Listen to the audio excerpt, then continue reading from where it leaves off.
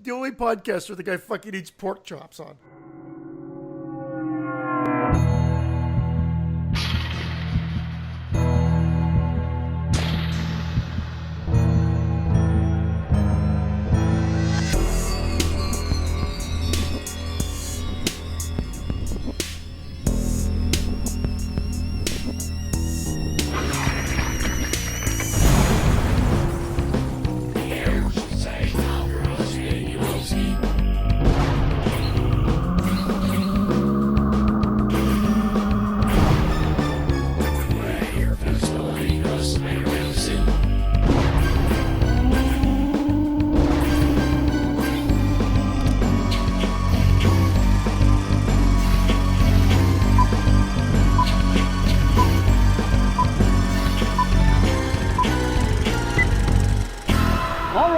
Welcome to the Exploding Heads Horror Movie Podcast, episode number 91.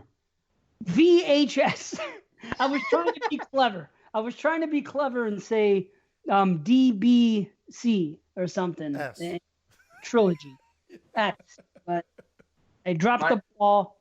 Why didn't you just do like DBC on the VHS tip or something like that? That's why you should host. There you have it. I don't want to host. DBC on the VHS tip. That would have been perfect. And see, I'm no good. I'm no good like that. I'm no good. I'm no good unless when I plan to do something, it doesn't work. Everything with me has to be organic. This episode's off the rails already. We're 30 seconds in. I love it. Good. Let it be way off the rails because we're talking about all different type of VHS movies. We're doing the trilogy. This was picked by Derek B. It was a patron pick. See, it was a trilogy that we put out there on the Patreon, which is what I like. We sat down and said, hey, these are the trilogies we're willing to discuss. If anybody wants to do it, sign up on that and pick it out. And Derek B. I'm nervous about this show. You're nervous? What's to be nervous? Yeah. 91 shows in. I feel like I'm going to turn heel on this one. Oh, well. Not intentionally. Not that I want to be the heel. I just feel like I'm going to be perceived as the heel tonight. Well, anybody that's been in the Fresh Cuts chat's going to know that you're not a heel. So. Who is he anyway? I won't even bring it up. I'm sorry. It's not funny. Well, I don't know. Maybe it's funny. Either way, we love you guys. We love everybody. And we love everybody in Horrorphilia. And we love all you listeners. And VHS Trilogy tonight. We're going to get on it. Thanks, Derek B. And I don't know. What do you guys think? Should we just jump into it? It's just weird just to jump right into something, isn't it? It sounds weird. So first off, I'll say my name is Christian. Oh, shit. Yeah. Yeah, Dave is our host, which you already know, and I'm Grimsby. Wow. See? There you have it. See what happened? I wanted to make a joke about DBC and the VHS and the ATMs, and it just didn't work. You know? ATMs? You never go ask the mouse. Yeah, exactly. Even when I get my money, I yell at the machine. You never go ATM. Give me my fucking money. So yeah, we're the Exploding Heads. Yeah, we're the Exploding Heads. This is our last episode. Thank you. It might be. We'll see what happens. I honestly feel like before we jump into this, that this season, every episode has potentially been our last. I think we can laugh about it now because we're much calmer now. We're kind of more go with the flow. Something comes up, we'll get back to it. But there was a period of time where someone said, I don't think I can make it this week. And I think Dave was prepared to shut down the studios. It was back in July. It's like I can't make it. That's it. The show's done. I'm sorry. I had to bring it up. We can laugh about it now. It was hilarious. It is funny. It was like, oh, I can't make it this week. That's it. We're fucking done. I did it the other day to Watson because we had to do shit during the week, which I am never going to do again. And I even announced it. Did I say it here? I don't know. I said it somewhere. No. I said I am only going to record on Saturdays or Sundays when I'm available. I will not record during the week. Nobody asked me to be on a show. If I'm already on a show, don't ask me to record on those days. It's too much stress for me to do it. Now, truth be told, it's a Friday night we're recording. I had to go against the rule, but that's because we had a change made and one thing led to another. And here we are, and we got to get on really early as soon as I got home. And we usually do Saturday night, and now I just told my wife, hey, I'm going to be around tomorrow night because we have a big dinner to go to. So here we are.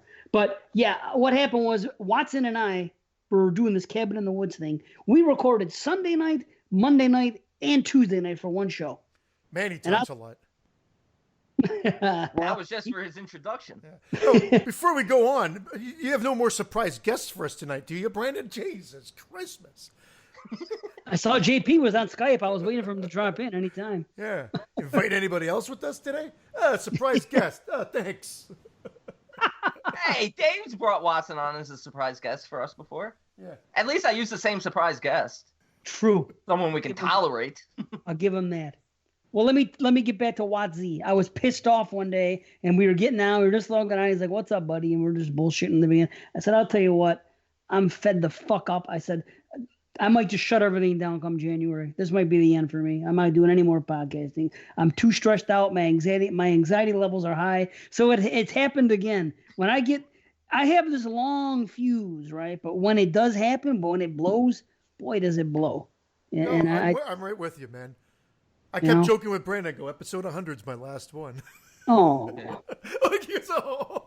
I kept saying it. Brandon's like, yeah, you'll be fine. Oh. How does that noise go, B? The Skype noise? Oh. Yeah. Oh. It does say on. No, when you try to call someone on Skype and it doesn't connect, if you hit the red button to disconnect the call, it goes, ah. To me, it sounds like a deflation, but I get what you're saying. I always picture a deflating balloon. You know what I mean? Or someone shutting down.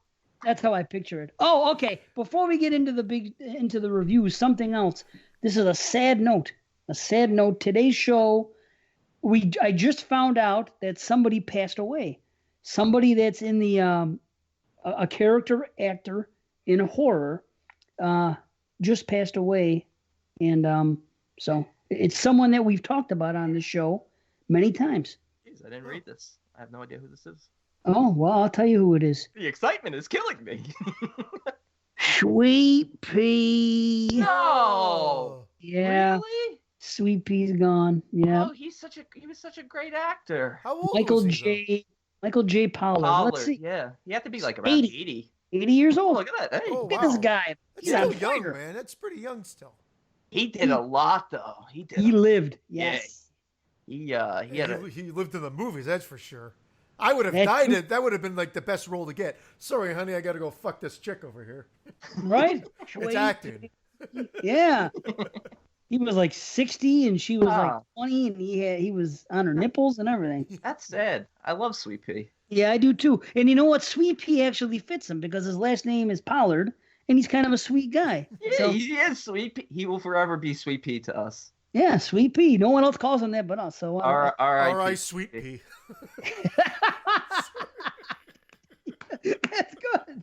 We'll dedicate the show. Did you just say the same joke? Who? Brandon.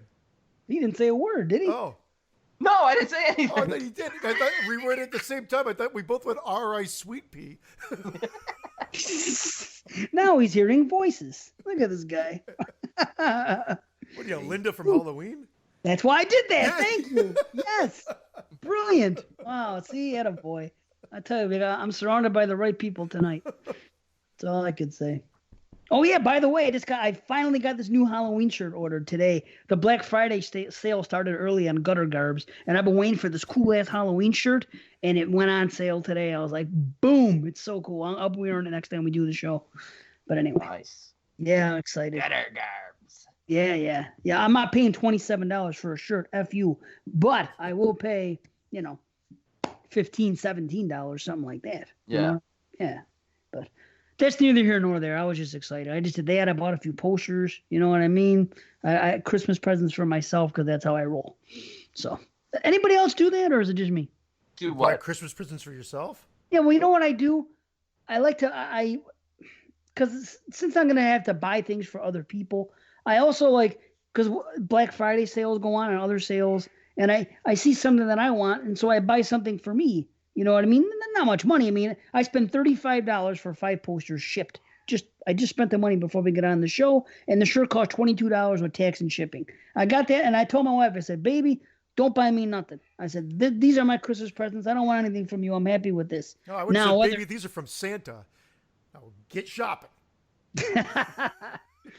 Fuck shopping. You know what I really want to do? I want to get $1,000 and I want to, right before Thanksgiving, go to the store, buy some presents, and buy groceries for a month and not set foot in a store until after Christmas. That's my goal. So That's a good goal. yeah, I don't think I have $1,000. That's a good goal. That would make I me hate very shopping. happy. I hate shopping too. I hate it. I'm not I'm not like anti-Christmas or anything. I just hate people. Yeah. And I finding don't a hate parking people. spot. I wouldn't say I hate people, but it's the only anxiety I have. Well, I have two anxieties. When podcasting adds up and I don't have time to watch movies and podcast, that really flips me out. It's true. Podcasts that give me anxiety, and going into a store gives me anxiety. Like I have earbuds on the entire time I'm there. I don't mess around. If I'm walking down an aisle, I just want to get in and get out. And when it's crowded and when people are there moving, like snails with shopping carts, and I'm never rude. I just can never be rude to anybody. So I don't get angry at anybody, but inside I'm like boiling. And it just, I don't know. It really messes me up. Yeah, snails on shopping carts really bugs me out too. Oh, Like, just escargot already. Oh my God. he is on fire. Can we have a toast to sweet pea? Let's raise our glasses of sweet tea and toast sweet pea. There you go. gonna get the hell out of Dodge. Sweet pea. I'm gonna get the hell out of Dodge. Well, We're in a dealership. people can see us on if you get on the Patreon, because then you can see us. I don't Toast. even have a drink. Well, I want to start drinking again. really, coffee? I suggest or- red wine on the show. No. Red wine goes to Christian's head. Makes me go to bed. There you go. Boom. You know, That's some enough- people said that was your best show. Your most insightful show. Oh god. Oh, I Freaking hate you. Snooze Jones. What was that? Awesome. You're like a notch above that special guest we had. I'm trying to forget that guy. He's unforgettable. Unforgettable. See, here we go. All right, are we doing this? Yeah, let's do I'm it. dying All a right. sweet death Okay. over here. A sweet 8 piece. hours. Sweet Death from Sweet Pea. All right, VHS trilogy. Let's start off. You guys want to start off with number one? What the hell? What the hell? From 2012. Lots of directors. We'll call them out by each story. When a group of misfits are hired by an unknown third party to burglarize a desolate house and acquire a rare VHS tape, they discover more found footage than they bargained for. Okay, let me tell you something. I think that this movie is actually kind of a trendsetter.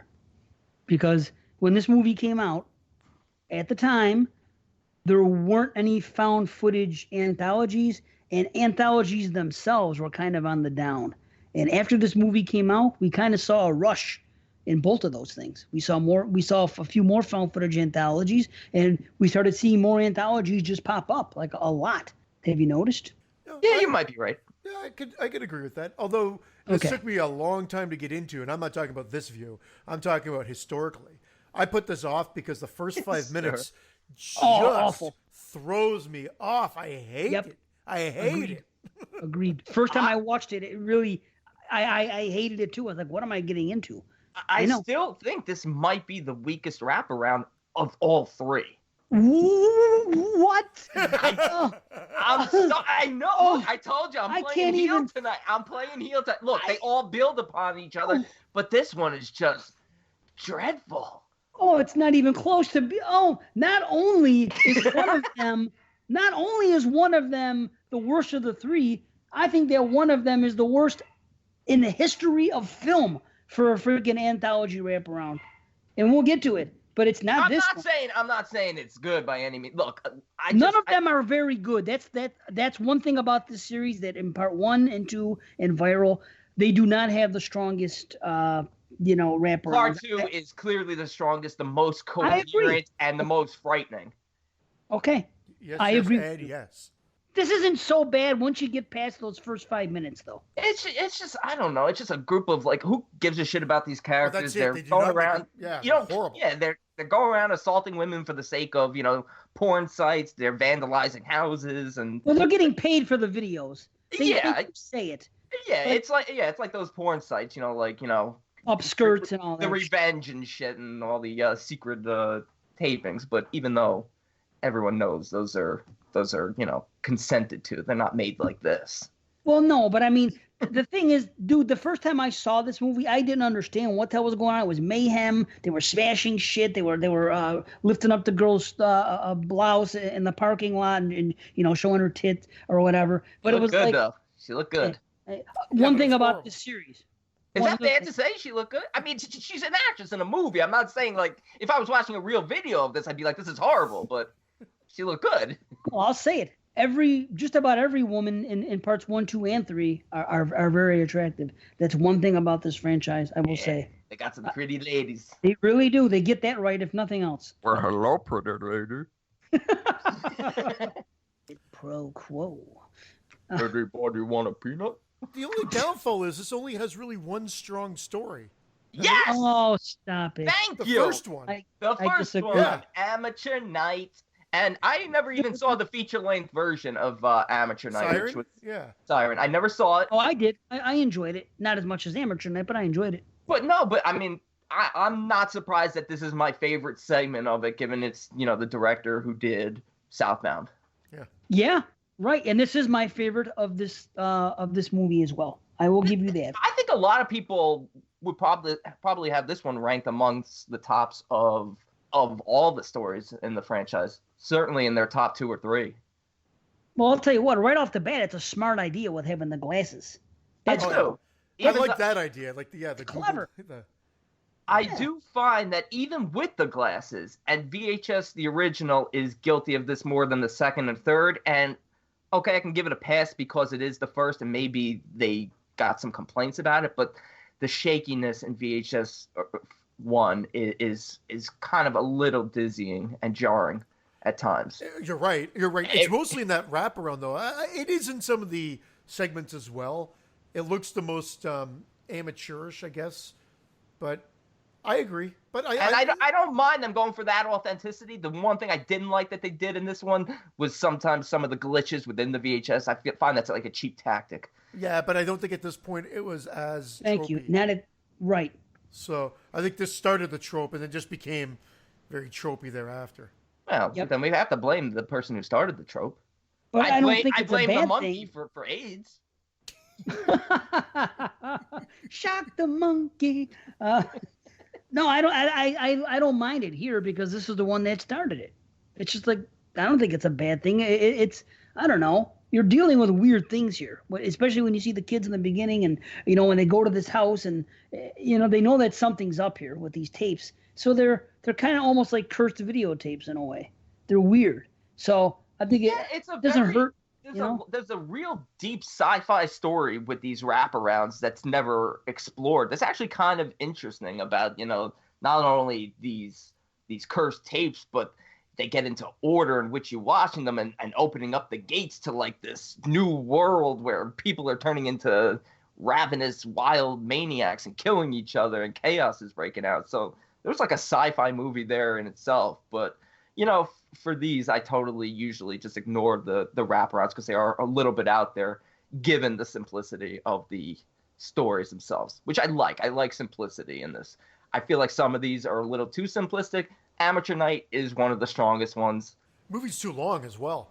That's why I very prefer long, the second. very long. And the third was the first time watch for me. And The third one's like 70 minutes. I started, it was over. Like, yeah, but it feels like it's 2 hours. No, I'm not saying it.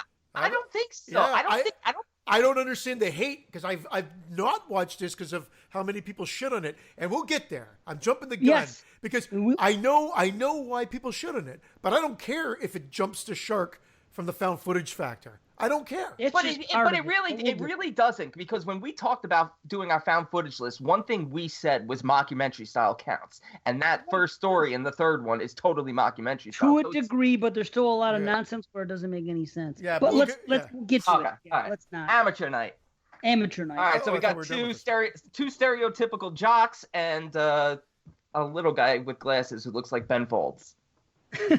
Are you guys rating? I wasn't gonna rate. I was just gonna rate overall, but Oh, okay. See, we always used to always rate them, so I did rate every one. oh, And as a matter of fact, I can. that's how I got my final grade for the movies, by doing that and dividing. To me, it's just that simple. This gets this gets this gets this. Division by 5 in this case equals this. That's 100% how I did it. You know, whatever. We can work it out. I didn't take any notes, and they all blended together. I tried taking notes, but then I realized that there's really not much in terms of like. There's no substance here. Now, the one thing that with Amateur Night that I wanted to know is, was she planning on killing Clint? You think? Did she kill him at the end? The main guy. Yeah, I mean, I know she flies off with him, which is probably one of my favorite like scenes in the franchise.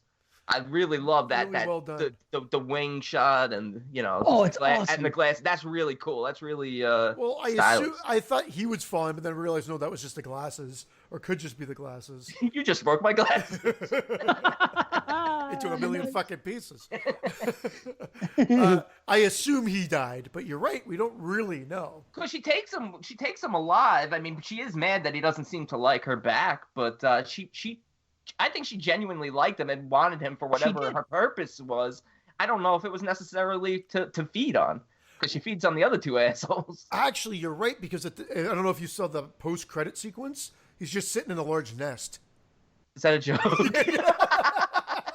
I don't know why. Wow. I don't know why you said the big nest. My mind immediately went to the pterodactyl nest in House 2. Yeah. I picture him sitting with that cute ass pterodactyl. Wow, I pictured it. I pictured a nest and this guy in it. Wow. That's crazy. VHS 4. The nesting. Yeah. The saddest part about this one is these are the types of guys who get the girls. It's true.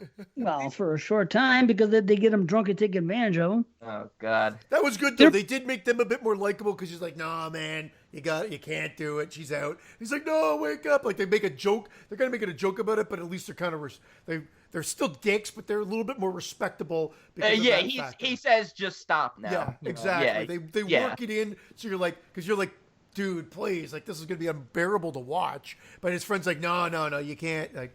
Whatever, and then he goes right after the other girl. Yeah, well, it's all very believable, honestly. It is the way they're partying when they're going place to place, and they're in the bar and they're picking up the girls, and the way they're talking in the car, it almost looks like they really got drunk and they're improvising. But it looks very believable. All the partying, all the stuff they do, even when they get to the hotel, the one kid's all wasted and just cracking up, and the other kid's nervous about the girl and whatever, and then the other guy's just really trying to get laid, and then when the guy doesn't get laid because the girl is passed out and the guy teases him and he's that's statutory, and nothing happens. Not statutory. What is that? Well, whatever. The thing is, the guy gets real mad because he was all ready to go. He thinks he's gonna get laid. The girl's down, he's down, and she falls asleep, and then she's he realizes she's out cold, and he gets really mad. Well, because he's gonna Bill Cosby her. Well, because he's drunk and he thinks he's gonna. He thinks he's going to get laid.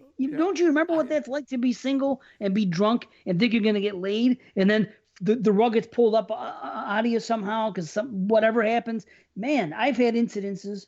I would get real mad. So I get that because it pisses you off, man, because you focus your entire night around that. You spend all this time with this girl. You put all this time in. You do this, you do that. Everything's going just great. Then you get home and the girl passes out. Oh. How many times were they going to run back and forth to the bathroom? Like, why did they try to escape right away? Like, it's like, okay, we're going to meet back here in 15 seconds. All right, 15 more. Like, are you kidding me? You see this girl clearly eating your friend, and you just keep running back to the bathroom. What about that reveal of her head just split open, like, at the first time you see it? It's pretty freaky. It's great. Yeah. This is by far the best segment of the film. Yeah, oh, definitely. It's my favorite. I love when she floats off the bed when she grabs him and she does that float type thing. Oh, did you notice right before she does it? Did you notice she has her foot on his face? Yeah, dude. Yeah, it's awesome. What is she doing? I love that. I don't know. She's like holding him down with her foot on his face, and then she that jump is hilarious. I love that. I love it. It's great. I mean, I like how she's acting like a cat, like right off the bat. Like, remember, they're going to the thing, they're outside of the bar, and the guy tries to get next to her, and she takes off real quick like a cat would. Oh, Yeah. it's good. Later on, she hisses at the guy, and the guy calls her out and goes, "What are you, a cat?" It was weird. She had like these mannerisms that were Christian, he's gonna do it. No, I'm not doing that. I'm just kidding. And then I she called her lucky. Son of a bitch. They weren't so lucky. Right, yeah. They were trying to get her behavior is very suspicious from the start, and you could even see like the line on her face. Yes. Like you could see it. Yep. Like you can tell something's up. Did you guys notice the way her skin looked and stuff when she got naked? I never noticed it until now on the Blu-ray with my setup. Her feet. Everything. No, she had like veins all over her body. Like you could tell that she had like veins on her legs and all this stuff that was unnatural looking. And the guy even pointed it out. I only saw the feet. I never saw it until now because, I got a good setup now. And, man, the detail of it, it was done really well. I'm watching it in 4J, so I'm not quite up to 4K yet. So. Oh, man. It was great, though. Christian, I got delayed. I got delayed. No. I was like, I'm not going to give him the benefit of the doubt. But that's fucking brilliant. And then she rips off the guy's unit. That was freaking bad. Yeah. Boom. Yeah, whenever a unit gets ripped off in film, they always have to make it larger so that you will see it on the camera too. Right. It can never be just like a little small dick. Right. So it's like. Yeah, it's like a Vienna sausage. Maybe he's Viennese. Oh man. So you said you rated them, Dave. What would you give this? Because I mean, when he falls down the stairs, I mean, they're really at the end of the day, these are really short segments. This one is a lot of the party, a lot of setup, but then when the carnage hits, it's pretty quick, and when he falls down the stairs and you see that break. Oh, the bone, yeah. It's fucking brutal. I like when she first appears too. Like they do it really well because it takes a little while. They keeps panning up to look, and you're like, where is she? And then she just like appears like a cat. Telling you. No, it's really well done. I actually enjoy this one, even though this one, like you said, is a little bit long in the setup. I enjoy the whole thing. Now, who submitted this video? Well, nobody. They found the glasses. Yeah. I think it's all set up. I don't know. It's weird. It's some weird thing, man. It's the evil. Glasses have the hard drive in it as well. I don't know. The old guy who's dead in the chair was at the bar. No, he wasn't. Can you imagine if he was though? You guys would be like, what? That'd be awesome. He's the creep show ashtray of VHS. Say, ashtray and creep show. I literally was gonna say that. Yes. Oh, okay. I thought you said that. I did say that. I was gonna be like, you did. No, I started to say. I said he's the and then you jumped in. So we were on it. We were on it like a bonnet. Wow. Nice, man. Yeah, I love that. I love that last scene though. That's so strong. Oh, it's great, and the wings flapping. Oh, yeah. Man. They did that with balloons. They had a bunch of big balloons and they tied it up. And I was gonna watch the making of it, and I only watched the first 5 minutes, and that was the end of it. But from what I saw, that's what I learned. They showed freaking the guy that Bruckner, I think it was. Yeah. And he was tying the freaking all these big balloons, and he was tying them to cameras. I thought they were getting ready to let them go out of the freaking whatever they were filming. It was cool. But anyway. To my rating, I give it a 9.5. Whoa! Oh, wow! Whoa! I loved it, man. I think he just went full ATM. Yeah, I give it an 8. I give it an 8 too. Yeah. I really like it. Yeah. I think it's damn near perfect, except for like the little slow build in the very beginning. But I mean, it sets up perfectly for what it's trying to do. I think it's fantastic. Yeah, I love it. So Brandon, I think you and I are going to see eye to eye tonight. Well, let's see where we go here. This is where I feel like I'm going to start to be playing heel. Let's go right into Second Honeymoon from Ty West. To me, one of the weakest entries there is. Just absolutely doesn't make sense. Who edited the video? I disagree. Get the who edited? I don't know. If you don't do found footage and then have it edited, unless you can explain the editing. I'm not even looking that far into it. I'm just looking at it from the sake of who cares about these two people, and it's just so boring. No, dude. First of all, what difference does it make? You're not questioning why it ended up, how and why it ended up on a VHS and what's at play here. You're worrying about why it's edited. Oh, I've worried about all of it. It's all supernatural. Yeah, but it's all supernatural stuff. Yeah. I mean, you can't go okay, with that. With that attitude, you're going to hate them all. I mean, you just got to go with it. It's a concept. These things, they find these things on tape and they watch them. Yeah, but they didn't have to, they could have easily not. I'm talking about the end. They could have easily avoided it because the rest of it's set up fine. Then when it's the big reveal, they intercut it with the driving away scene. I would still view these as if somebody's telling a story, almost like Tales from the Hood style, like these are cautionary tales, that are supernaturally imposed on Caution: tape. do not watch this episode.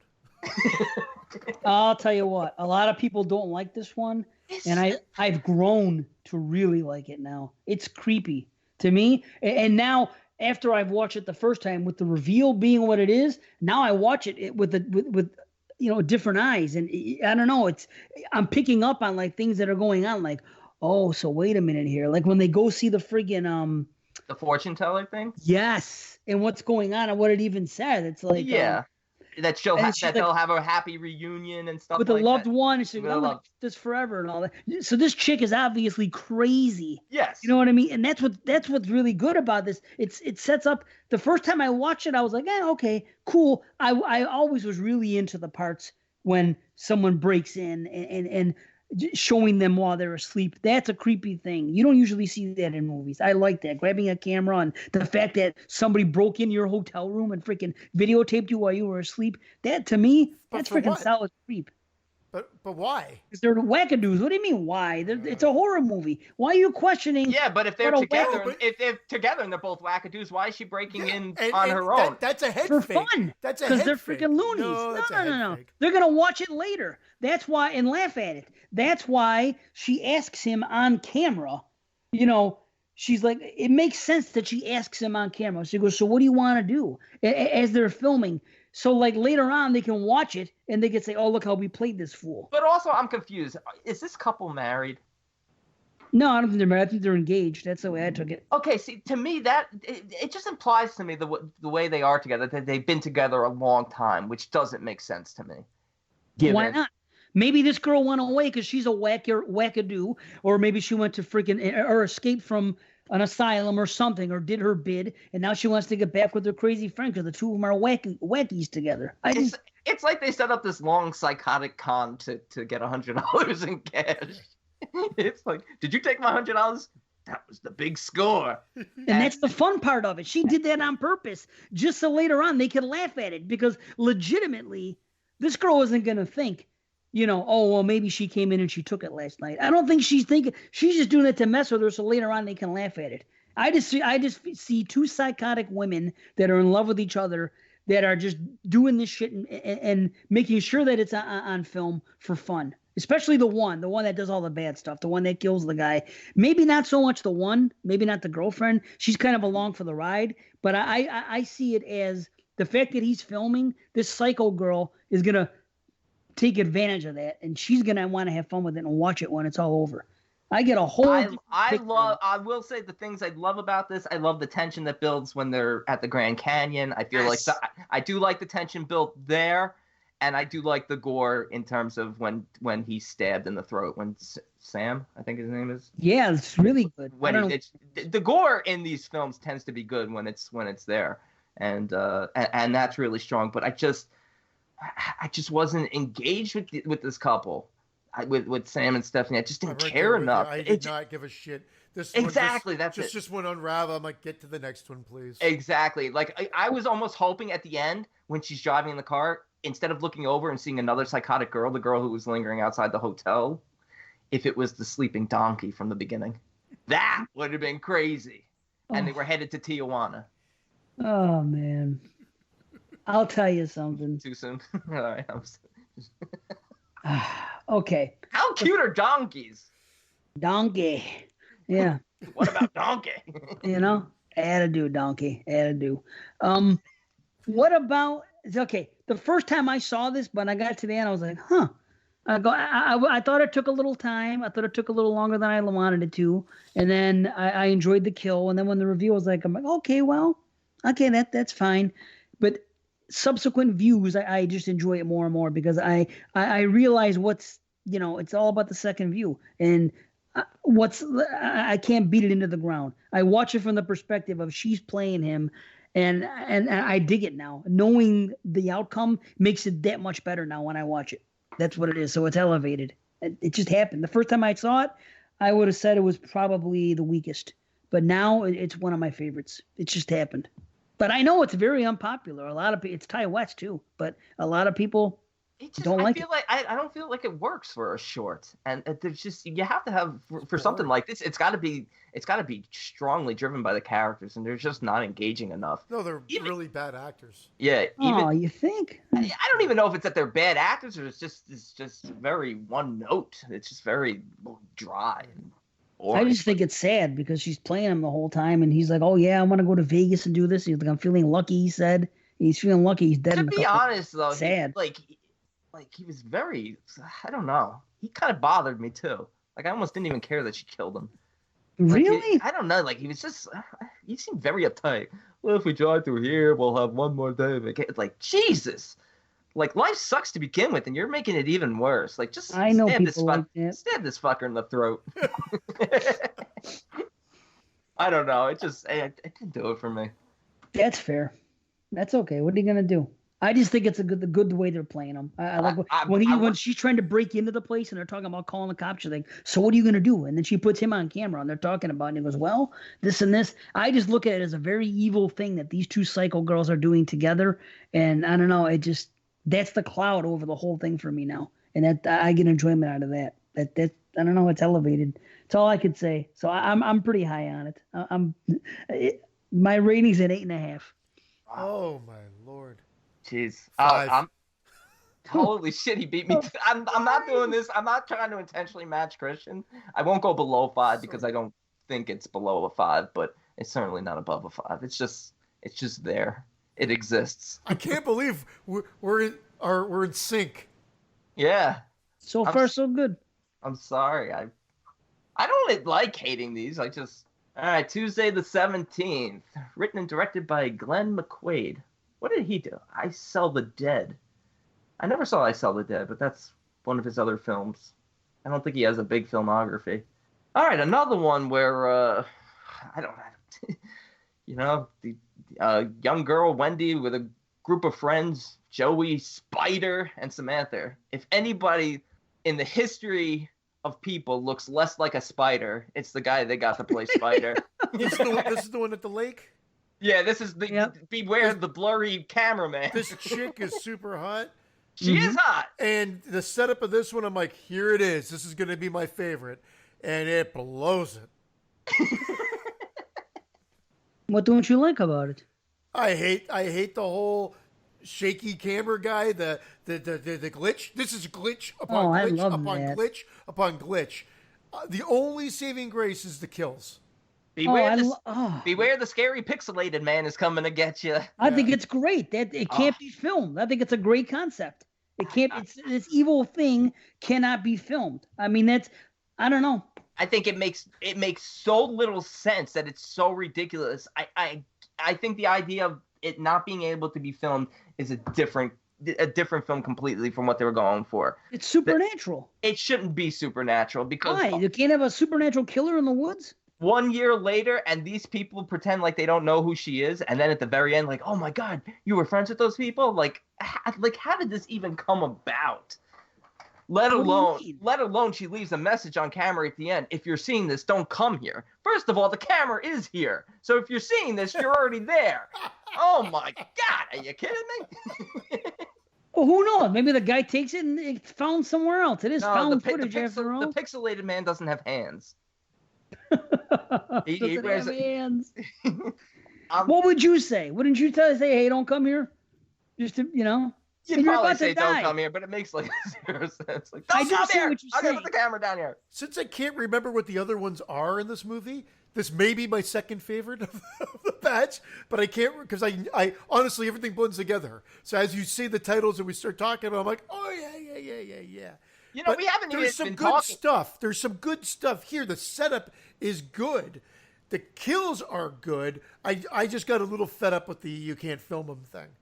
That's the best part to me. Wow. Not the best. I like the kills and the gore. I thought it was stupid that she would say you're all gonna die up here. Yeah. Like, Like what? Like why? She didn't have bad intentions. Like yeah, she had bad intentions that she's using them as bait, but she wasn't like evil in the sense that she wanted them to die. She just needed bait to try and catch this evil thing and kill it for good. Again, it's a very calculated script that you're kind of like you're right, Brandon. She didn't have to say that, and it wouldn't have been the movie. The actual segment wouldn't have been affected had she not said that. It ends up adding this level of weirdness that is never actually expanded upon because she becomes a false prophet, even though she's the one bringing them there for bait. Like, and not only that, like for having a whole year and saying she's ready this time, the booby traps are just very weak. Well, she's no Nancy, that's for sure. And how did she set those up without him knowing that she was there? Did they explain that part? Not only that, at one point she gets attacked and she like crawls for like 20 minutes in one direction, and all of a sudden the booby trap is conveniently right there, the one that what's that thing called? Cool, though. Yeah, the thing that like pins him, like that old like. I think it's great, that part. Yeah, that is. It's like really the thing that it's like the thing that Roy falls on. Yeah, and Dave, so you let it go at this point. I wasn't on board necessarily, but I had to let it go because just like you're saying, you got to let some things go or you're not going to enjoy these segments. Like why is it edited earlier, like I said. So I let the fact go that I didn't like necessarily the glitchy can't film killer, but there's some cool parts there, like when the trap hits him or it. Yeah, I like when the girl takes a knife to the head. That's cool. Mm-hmm. Love it. Oh, it's great. She's just standing there and it comes from behind. Dude. Great. Yeah, and the slit throat. Another good slit throat. Were the visions of the kills were they camera glitches or were they visions from somebody? No. He can't be filmed. He's this evil freaking being. No, he's talking about the flashbacks. Floating in the water with his back all ripped out. Is that flashbacks to the... That's flashbacks to the year prior when her original friends were killed. Yeah. Okay. Yeah. I mean, on short-term notice, she acquired a good group of friends. She's like, all right, I need a spider. Yeah, well, who's to say that this could have been another group of friends from maybe these are her real friends that she grew up around, and the other are people that she worked with. I mean, what's the difference? She tells the one girl that it was going to be a girls' trip. So honestly, it's just her and her best girlfriend, apparently. And then she has a boyfriend. And that who knows how long she'd been with them for. And she said initially that the boyfriend said, I thought it was just going to be me and you. So basically you have the girl. You know what I mean? I could see that. Maybe these were work friends she went up with or something else. I would have liked this to be a real killer. I don't know why. The supernatural killer for me in this doesn't work. It really just doesn't. I don't know why. I would have preferred for it to be an actual mass killer or something. Man, I always loved that glitchy thing on the camera coming at him. It can't be filmed. That was always like my favorite thing about the whole thing. I was like, when have you seen that somewhere before? That's people say shit all the time about, how come you don't how come ghosts can't be videotaped? If there's so many ghosts, how come nobody ever captures one on camera? How about what's a scarier thought than freaking seeing something in front of you and you still can't capture it on camera and show people? I don't know. I think that's the best aspect of the whole freaking thing. I don't know. That's just me, I guess. No, it's cool. It's just hey, you don't like it, you don't like it. And Christian, this is another example that these tapes are supernatural because they're superimposed with the image, like you said, the images of the previous kills, which it's not a haunted camera. So clearly that's it. There's exceptions even within this movie, which is definitely the most found footage of the ones of the series, I think. I just wish they had found some better footage. We hadn't even been talking, but in between this, the dead guy in the chair, his head turns, and then he gets up. That's literally the extent of what's going on in the wraparound story. That's how boring the wraparound story is. We didn't even bring that up. It's nothing special, that's for sure. They're just but they have to introduce them watching these videotapes to connect it somehow. And what are you gonna do? Say VHS? Their gimmick was VHS, so they had to, and it's a good gimmick, and you get to name it VHS. That sells something. So I can see what they're doing. It's all for gimmick, but they got to show it somehow. They had to come up with something. What are you gonna do? Just send kids there and let's just put in one tape here after another. They all happen to be evil. They did the best they could, I guess, for the premise of VHS. They were just trying to hammer home because that's a good selling thing. You know what I mean? The video cassettes. I don't know. I'll give them credit for the gimmick, but I don't know. Well, you guys talked me down a little bit. I'll say that because it doesn't make sense. Now why would she say you guys are gonna die, And then I guess how could she set up the booby traps? And he's the guy that brings the camera, right? She doesn't bring the camera. It just happens to coincide with the fact that this thing can't be filmed. Or does she bring the camera? Well, maybe she brings the camera. Maybe I think she did brought the camera because you could at least see, his. She did brought the camera. She did go and brought the camera. Did I say that? She said it kind of odd. Well, it doesn't matter. She didn't care about filming him. I think I did say she brought the camera. She did. That's the right way to say it. She brought the camera. She did brought the camera. She did brought the camera. Instead of she did bring. I don't remember. She did go and brought the camera. She gone and brought them damn camera. Sweet pea! Sweet pea. Yeah, because that's the only way you could see him. Like, even though you can't see him, you can see him. It's like well, Predator. I don't think... He's like Predator incognito. He's right like he's a real shitty predator. She didn't care about the camera. She was just there to kill him. He was going to come regardless. That's true. You guys know who Mitch Hedberg was, right? Dave, you know Mitch Hedberg, right? Mitch Hedberg, isn't he a goalie for... the famous comedian who died of drug overdose. Oh, I've heard that. Yeah. He did a joke about Bigfoot. He says, the problem isn't that people can't photograph Bigfoot. It's that he's blurry. And that's how I feel about this killer. I think Bigfoot is out of focus. That's the problem. That's the problem here. That's just that's the problem here. I love seeing him approach, though, even though it's glitchy when it's getting closer and closer and closer. Reminds me of an old Atari game. I don't know. It's something about it. Adventure with that little seahorse chasing. You remember Adventure? For Atari? Seahorse. It's a dragon. What do you mean? It looks like a seahorse. You look like a fucking seahorse. I'm telling you, watch some videos of Adventure. I'm telling you, it looks like a seahorse. I used to play that game all the time. You're running through all the boards side to side, and there's a little seahorse chasing you. Days later.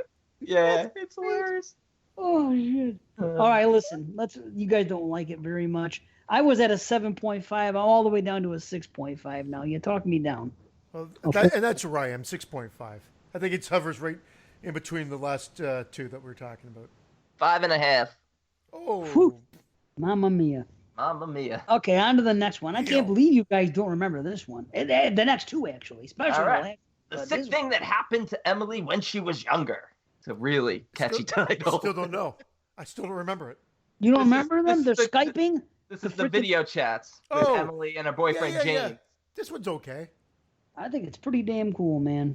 I like the video chat segment, because I liked Unfriended, and I love that way of telling it. So I dig the fact that they're trying to do different found footage techniques for each episode. That's interesting.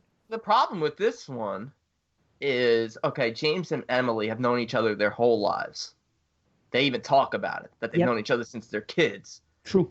So has James been in the employ of the aliens since he's a little kid? Since she had her accident when she was very little, her first accident? That's my thought. Maybe it's something passed down from his parents or something. Who knows? That's fine. I could be on board with that. Why did they make? If we're dealing with aliens here, and obviously we're spoiling. Is that right? Yeah. Is that the right word? You did go and spoiled it. No, is spoiling right? Yeah. What is it? Is this 22 shots or is this exploding heads? No, Can you speak and spell tonight or what? Spoiling or spoilering? Spoilering? I can't. This word doesn't make sense to me right now. It's What? Stroking out? What the hell's going on? What is this? No, I'm genuinely asking. What's that movie? If we're ruining the ending, what are we doing? Spoilery. Oh my god. See, I told you. Spoiling. What are we doing? Are we Oh my god, this is like that movie. Oh my god, I forget what's that movie when they Pontypool. Yeah, you guys are freaking getting diseased over there. Dave, what's the word? I don't know why. I need to know the word. We are spoiling it. Spoiling. Spoiling, not spoilering. Yeah, that would be like putting a big fan on the back of your car. Okay. Anyway, I don't like the fact that they make the aliens look like children ghosts. Why? Why do that? Why not just have? I'll tell you why. I'll tell you why. For the sake of the story, so we can think of it as ghost, and then it's revealed what it is. Why can't aliens be small? I don't know. I just think the absolute best aliens are in part 2, and they look like stereotypical aliens, and they're so fucking frightening and awesome. I agree with that, but that's not this. This is this, and these are small aliens. So be it. Show aliens. Just make weird sounds and have things slamming. Don't show little children. I felt like I was watching like a Japanese ghost story. Yeah, but it's a good setup to you could believe that a place is haunted, and you get that mystery, and then she has to ask for the landlord if someone's been killed there before. I could see a girl believing that, saying, hey, her haircut bothers me too. Her haircut? I think she's a down. I like. I would give her this one. But no, she's very attractive, but her haircut bothers me for some reason. She pulls it off. She pulls some. What's the point of getting her spleen, or what the fuck he fishes out of her? What is he? What's he taking out of her baby? What is it? A fetus. They're it is a alien human hybrids. They're creating a new race, and the tracking chip is just to keep track of them in the arm that she's digging out with absolutely no concern whatsoever. Clearly, she has a history of mental illness because she's cutting into her arm with absolutely no no emotion. I did have a problem with this one. I gave up on it. I thought you were gonna say I did have a problem with her haircut. Come to think of it. Come to think of it, that stupid fucking mob. No, I remember. Yeah, that stupid. Did you say that stupid fucking Bob? Mob, but Bob would have been funnier. Bob, B-O-B. I'm losing it. Isn't it called a bob? Yeah. A bob? What's called a bob? That type of haircut. Is it? Oh, yeah. A haircut's called a bob? No, it's a certain type of haircut, right?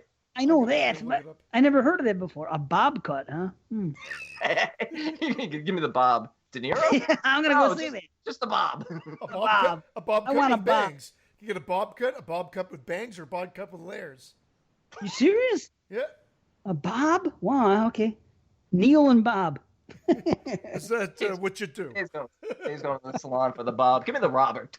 It's the more sophisticated Bob. The Robert. That's what when you go to a salon, it's the Robert. When you go to freaking O'Hare's or Supercuts, Yeah. It's the Bob.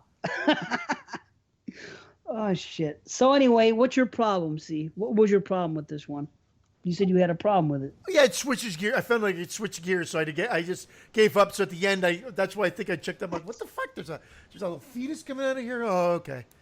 That's the best part, that it switched gears. So it went from a ghost. He's upstairs. Yeah, he's in the office. He's 2 doors down. That's freaking great. That makes no sense. How does it make no sense? That makes no sense. He has to be there. He set up shop two doors down. Yes, she thinks he's in Michigan for the last great. How do you not like that? He's been playing her all this time.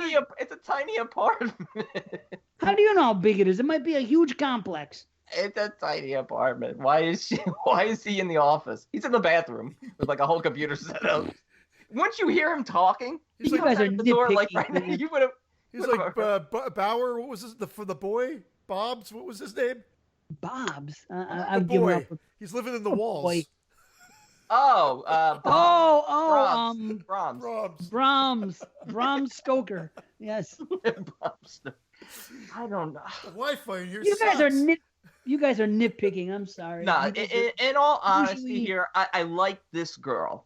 I do like her. I'm Team Emily here. So I am genuinely concerned with what's going on with her, and is it going to play out well in the end? And she'll be fine. She's just going to be mentally scarred for life. This guy James is a real douche. Yeah, I like that. I like that though. This is a syndicate. This is something that he's been involved in for years. This deal with these freaking aliens. And he does care. And he does care about her too. Breeding her for. I know he does care about. Because he says, "How many more times do we have to do this to her?" Like, yes, it's almost as if he doesn't have a choice. So there is some intrigue with this one for me. There's something deeper to this story. I almost wish they hadn't thrown in the other girl at the end. That's good. I like that. That means he's got a couple. Yeah, but then it explains why. It explains that he's involved in something deeper. It would have been like, Because otherwise it's just that one line. How many times does she have to do this? And you're not explained enough. But then if you see that he's doing it again at the end, it's almost like this is his job. He has to do this. Yeah, do you think this other girl lives in the apartment right next to Emily's and he comes out of the door through her apartment? Maybe she does live in that same apartment. Why not? Maybe they're roommates. It's the whole gimmick. She was the Maybe footsteps the aliens. upstairs. She was the Maybe the people that are involved in this freaking alien cult own this building, and solely that's the reason this freaking building exists. Maybe this is happening throughout this entire apartment complex with 4 different guys, and they each have 3 girls. Who's to say that can't happen? Why? I think that's scarier when you let your mind run away with ideas like that. I don't know. I think you guys are nitpicking the shit out of this. That's all I think. I'm not mad at all. We can disagree. See people that say, "Oh, everybody on Exploding Heads, you guys agree all the time?" Fuck no. We definitely don't agree all the time. But we respectfully disagree. I think you guys are nitpicking for some strange reason. And I think you're schizo-affective. Some things are warranted. I will meet you on them. I say, yeah, I can see why you'd have a problem with that. And you even talked me down a full point last time. But in this case, for the convenience of story, it's better that she thinks that they're ghosts at first. What's she going to say? Oh, my God, I looked at the videotape and said, there's aliens in my apartment. Who says that? But if they have James working, and assuming, and I can see it on a bigger scope, they have tons of humans working as people who take the incubated children out of them, because he's a doctor. So obviously they have human doctors who are performing these surgeries, and he even says, I got to break some bones to make it look like an accident. Yep. Yeah. So that's just kind of cool, and having it be a medical student, perfect.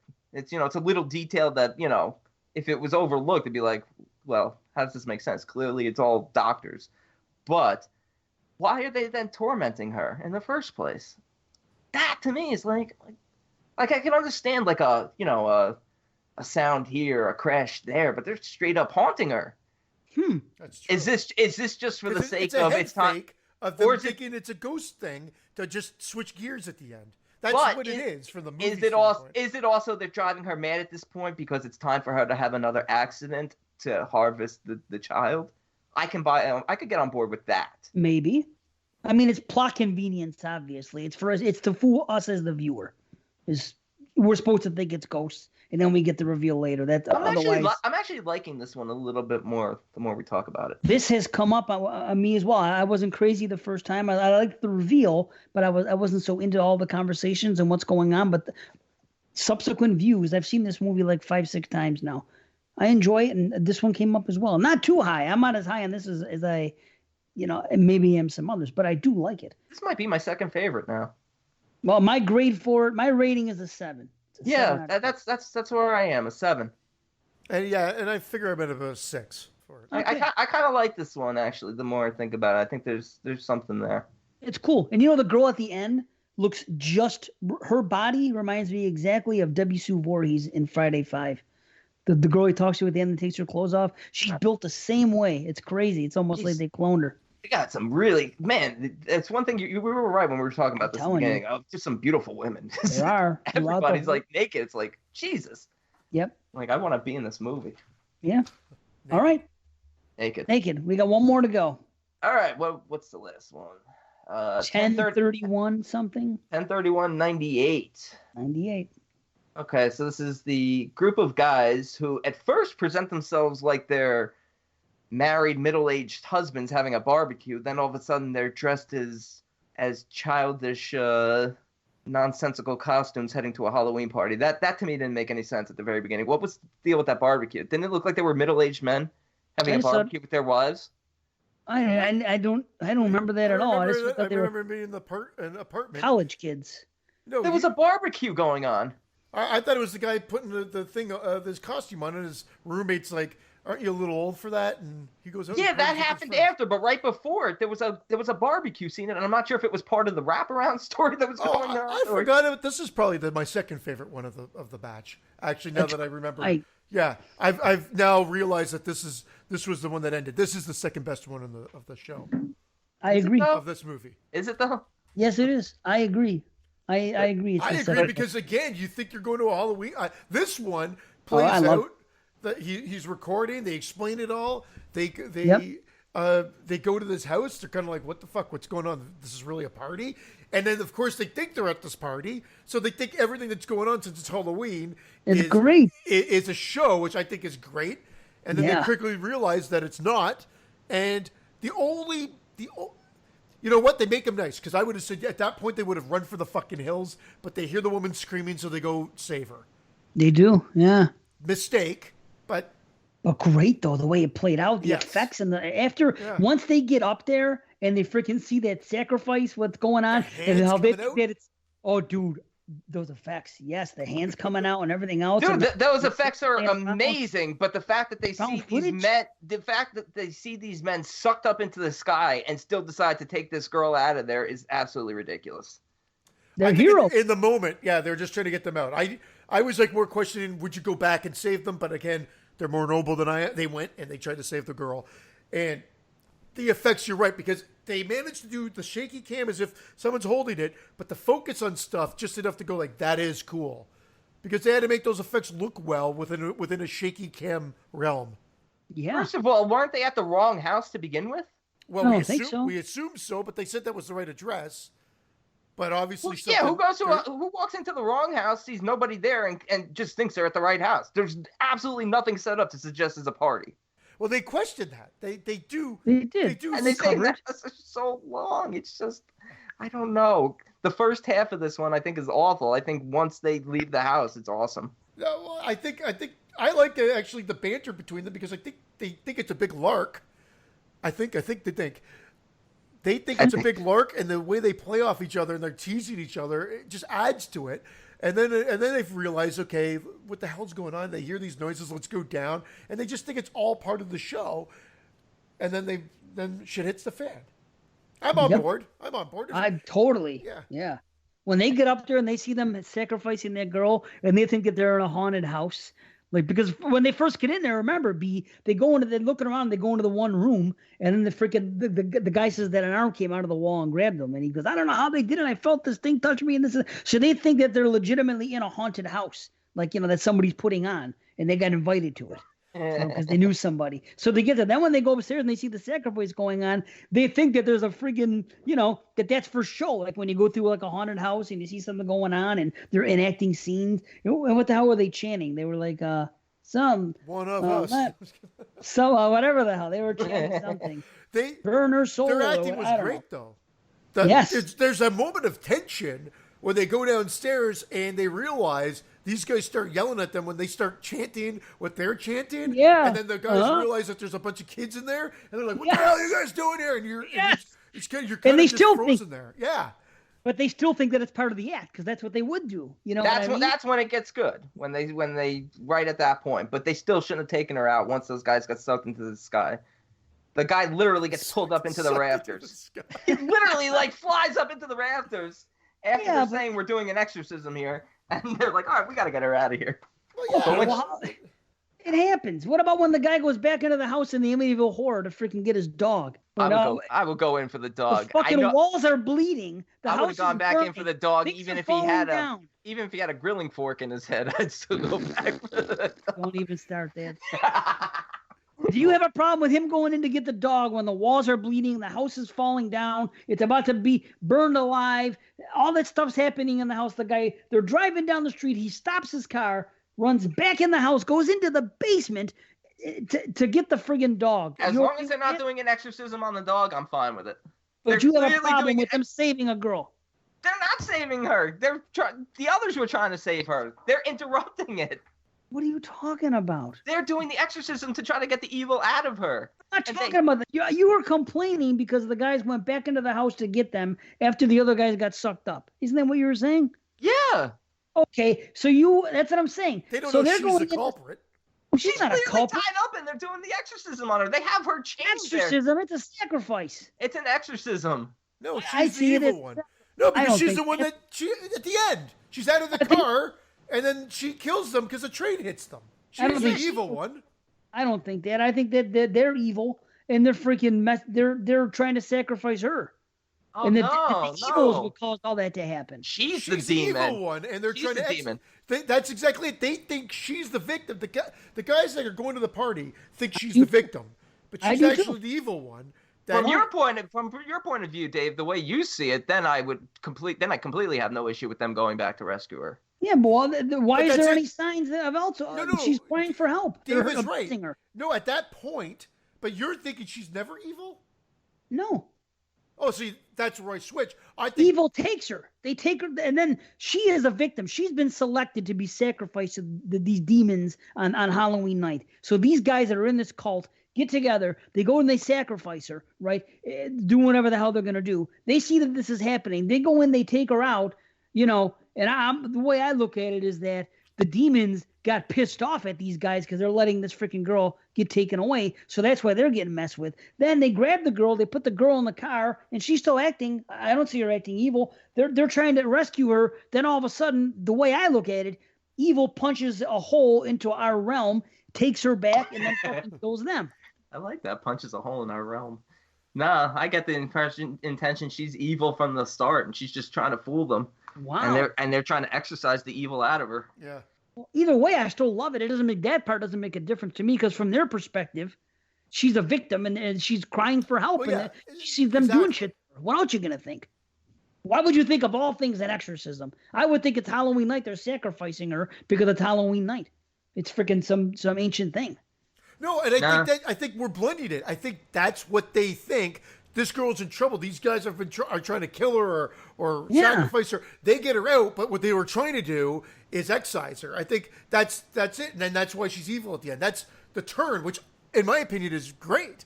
But it's not really a turn because it's revealed in the attic, as far as I'm concerned. Just because those guys float. Yeah, I immediately thought, okay, they're messing with the ritual to try and save this girl. And they're freeing the evil. That's why I question, why would you go back in? She's clearly the evil one who's killing these men because they interrupted the ritual to try and save her. Well, shit. That's how I always viewed it. Oh, well, I could understand, I guess, why you would wonder why they went back in. But in the 6 times I've watched this movie, I always thought the same thing. They're just going to rescue her. I would do the same thing. All right, I'll watch this story again. I'm not watching the whole movie again, but I'll watch this story again. Just maybe I'll see it differently, but...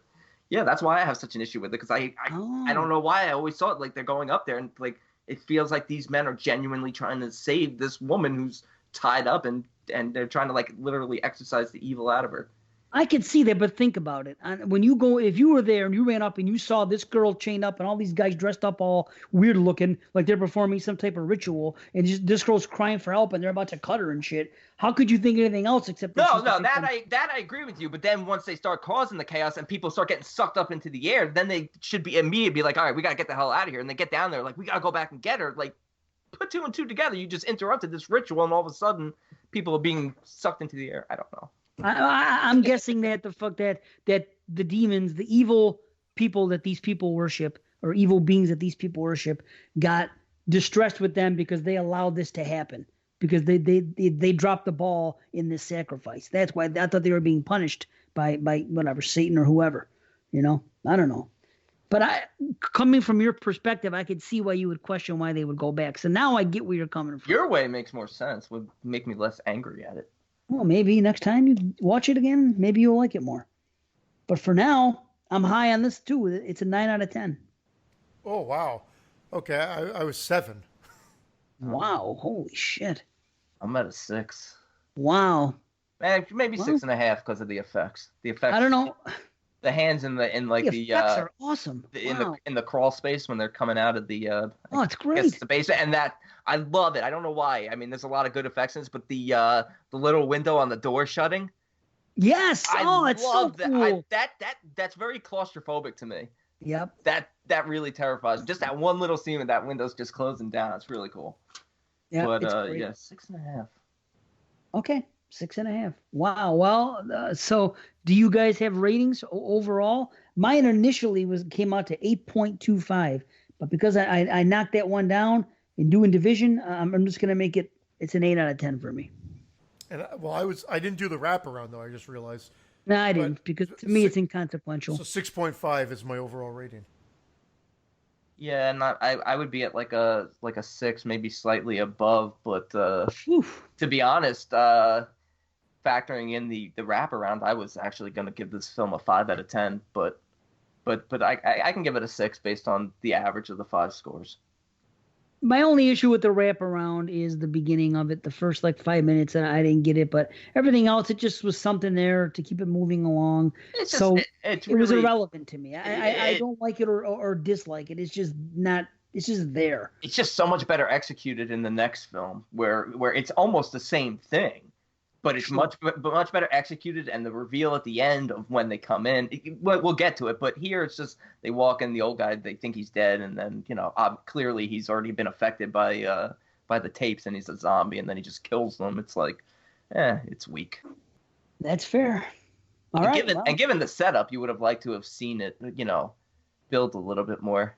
Given the fact that there were guys in the basement, searching for tapes and stuff like that, it would have been nice to see each of them get their comeuppance in a more clear, constructive manner rather than just chaos. The thing is, because they put 5 stories in this movie, they should have maybe, 4 stories and a wrap. Yeah, and paid more attention to the wraparound. But I think when they got together, they had these 5 directors. They were kind of newcomers, and they just wanted that's what their focus was. I think because that's the thing about modern day anthologies, when they're thrown together and you have a different director for each one, there's no time to focus on the wraparound. That's why the best anthologies are ones that are written and directed by the same people throughout, like Creepshow, like Trick or Treat. It's all, you know what I mean? It's not people coming together doing a hodgepodge of different things. Hey, let's everybody make one. If they're all great, it works. But then because of that, there's no emphasis on the wraparound. And that's what I think it is these days. And I think this kind of spawned that. Like I said, after this, we had those ABCs of Horror, or ABC, whatever the hell it's called, ABCs of Death. Yeah, and then they had the other ones we watched, Galaxy of Horror, and the other one that we watched, and the other one, they have come out. And that seems to be the trend. Different directors coming together. It's almost like a showcase of up-and-coming horror directors. Yeah. So they're different now. Where back in the day, think about all the, it was done differently. They were, I don't know. That's my theory anyway. There's more of an emphasis just on the stories, and the wraparounds are kind of throwaway. I did like the wraparound in what do you call it though? All because of how it ended. All Hallows Eve, the first one with Art the Clown. Yeah. It ended at that was cool, but that they're far and few between, I think. So anyway, I don't know why. Just VHS it just feels like a chore to get through. Whereas VHS 2, which we're about to get into, quite a different story for anybody who heard our top 20 found footage films. My number 4. There you go. Well, okay, let's get into it. So VHS 2. Searching for a missing student, 2 private investigators break into his house and find collection of VHS tapes. Viewing the horrific contents of each cassette, they realize there may be dark motives behind the student's disappearance. So VHS 2. I used to like this better than Part 1, and now I do not. Although I'm closer this time than I was. I literally just watched this like 3 weeks ago for Watsy, and I was really low on a couple of them. And this time I wasn't quite as low on some things, so it did. I think this one's 4 for 4 in strong stories, and has a great wraparound that's actually creepy and terrifying. This is the best. I think this is the best of the 3. I used to. Well, let's get into it. Let's. All right. So even just setting up the wraparound story, we got 2 private investigators. Okay, they catch one guy cheating, and they blackmail him to pay more for the tape. Fine. Then they're hired by the mother of this kid who's disappeared to go investigate, his disappearance. And they show up at the house and they see videos of him, talking crazy about making a tape and stuff like this, and watching these in a certain order. And they just start watching the tapes. It's a real simple setup. It's supposed to be a kid from the first movie, and it's a missing kid from the first movie. When we get there, I don't recognize him as being someone from the first movie, and I'm not sure what exactly happened. It is an improvement over the first one. It still doesn't make a whole lot of sense to me, but again, it's just there. But again, we're dealing with the supernatural nature of these tapes and whatever, some sort of signal that it sends off by watching it in a certain order. That's what it ultimately builds to, even when we get to the last one. But I thought the setup was simple, and the assistant, Aisha. I don't know if she's the assistant or his girlfriend or whatever. Ooh, Yeah. he's smoking. Yeah, they are. Jeez. It's a strong series in that department. Yeah. Yes. Oh yeah. It's a much faster setup, not nearly as annoying, and it's a very similar, but in that regard better because of the fact that it cuts out the annoying stuff and gets down to business a lot faster. Yeah, and there's not so much mystery to it. Like, wouldn't you have liked to have known who it was that hired them in the first one? Even if it's some evil entity or something. Like, wouldn't you have liked to have known a little bit? There was just, I don't know, there was a lot like put into it, but like no answers given. Whereas here, we get everything. Everything is said and explained when it ends. It makes sense, even if it doesn't like completely make sense to you. Everything is explained. It's a little better. Yeah. Yeah. It's not annoying, that's for sure. You don't have that stuff like you had in the beginning in this one. And I used to always think that the first tape we get into here, the Phase 1 clinical trials, Adam Wingard's story. I used to always think it's the weakest, and I might still think it's the weakest, but it's really grown on me. I'm the opposite. I used to like it a lot, and now I don't like it as much. Really? Yeah, I'm just waiting for. I don't quite get. I don't know this. I just have some questions about. Let's get into it because okay. I liked it. I liked it. I mean, I like how they divvy up the ways we're seeing found footage. Yes, and that's this smart. one's an eye implant. Yeah. No, that's great. They Good certainly vary it in this one. They really vary it in this one. Yes, and it's done well. But here's my biggest problem. It's set up early on. That he goes, when I'm going to be taking a shit, you're going to be watching. We're going to be watching everything you do. So how come after he sees the first ghost, wouldn't that just be an end to it? Wouldn't these people be watching to see what he sees? Nothing else should happen after that. The shit would hit the fan. It would not go on nearly as long as it did. If people are watching every move and it's such an important thing and it's this, you know what I mean? All it would take is them to see that first thing, and he calls the next day. I know the difference between a glitch and a bloody face ghost and this and that. They wouldn't even be telling him that. Obviously, they're going to watch it. If he calls and complains, even if they weren't watching it live with him where they're supposed to be, because they're making it sound like it's real important, even if they weren't watching it live, they would definitely watch the tape when he called. And even if they were going to contest what the first ghost he saw, they would go back and look, and they'd be like, holy shit, he's right. What's going on? Let's get over there. You know what I mean? Nothing. Well, none of that. There's two things here. It's all happening very quickly.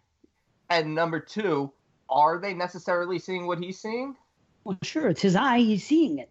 The girl, that's the whole point of this. She even said they're always there. And that's another thing. So in other words, according to this girl, she just happens to see him leaving the place. So anybody that gets any type of implant in life, anyone that gets a hearing aid that's born without a thing, or gets any experimental thing to make them hear or see better is going to see ghosts. So she decides just to pick him out of everybody there and go stalk him. Well, no.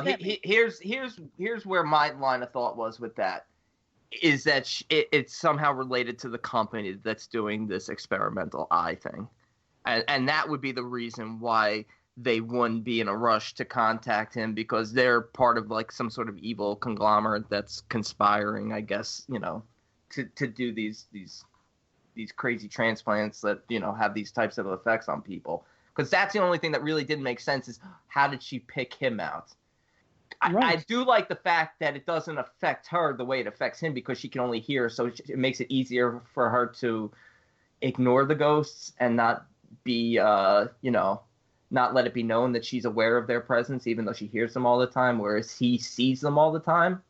But what I'm saying is, almost like the video camera in part one in the woods one, just because, he sees it doesn't mean it's necessarily showing up on video, if you want to look at it from that perspective. I feel like there's a little bit of room to kind of fill in your own gaps here. But he's visualizing it, but it's not being recorded on their end. Yeah. But that is the weakest part of this story, is connecting it all and letting it make sense. I just think once they get back to his place, I do like the setting of his apartment and everything. And I mean, she might be my favorite girl in all the movies, Clarissa. And I can't believe he wasn't going to let her in. What guy's going to see that girl at his door and he's like, well, I don't know if I should let you in. I'd be like, yeah, I wish that would happen to me more often when I was single. Jesus. Some girl sees you at the store and follows you home because she wants you. Hey, come on. Yeah, when she was staring at him at the hospital, I would have gone back to her. Hey, how are you? No question about it. Yeah. Seriously. Yeah, and I got no game and I would have gone back. There you go. Yeah, a girl like that gives you a second look. Yeah. You're on it, man. Absolutely. No, I get that. But again, remember, he went home. All this stuff happened. He went to bed, woke up the next day, then went to bed again. And it happened. This takes over 2 days. I just can't see them not interfering. I just don't. I don't know. I don't get that. And it's not the end of the world. It's just little things like that I noticed that have just kind of dragged it down a little bit for me. Where before, there's a disconnect there. There is. There's something missing. But the actual visions of the ghosts and her with the uncle and everything, and once the chaos hits, it's fantastic and it's just crazy. And I compare this one to the Siren one, in that I feel like in this one, the camera work, even though we're dealing with an eye versus glasses, is much more controlled. And that's where they kind of tone down the shakiness of it. Yeah. I didn't have any problem with shaking in all three of these.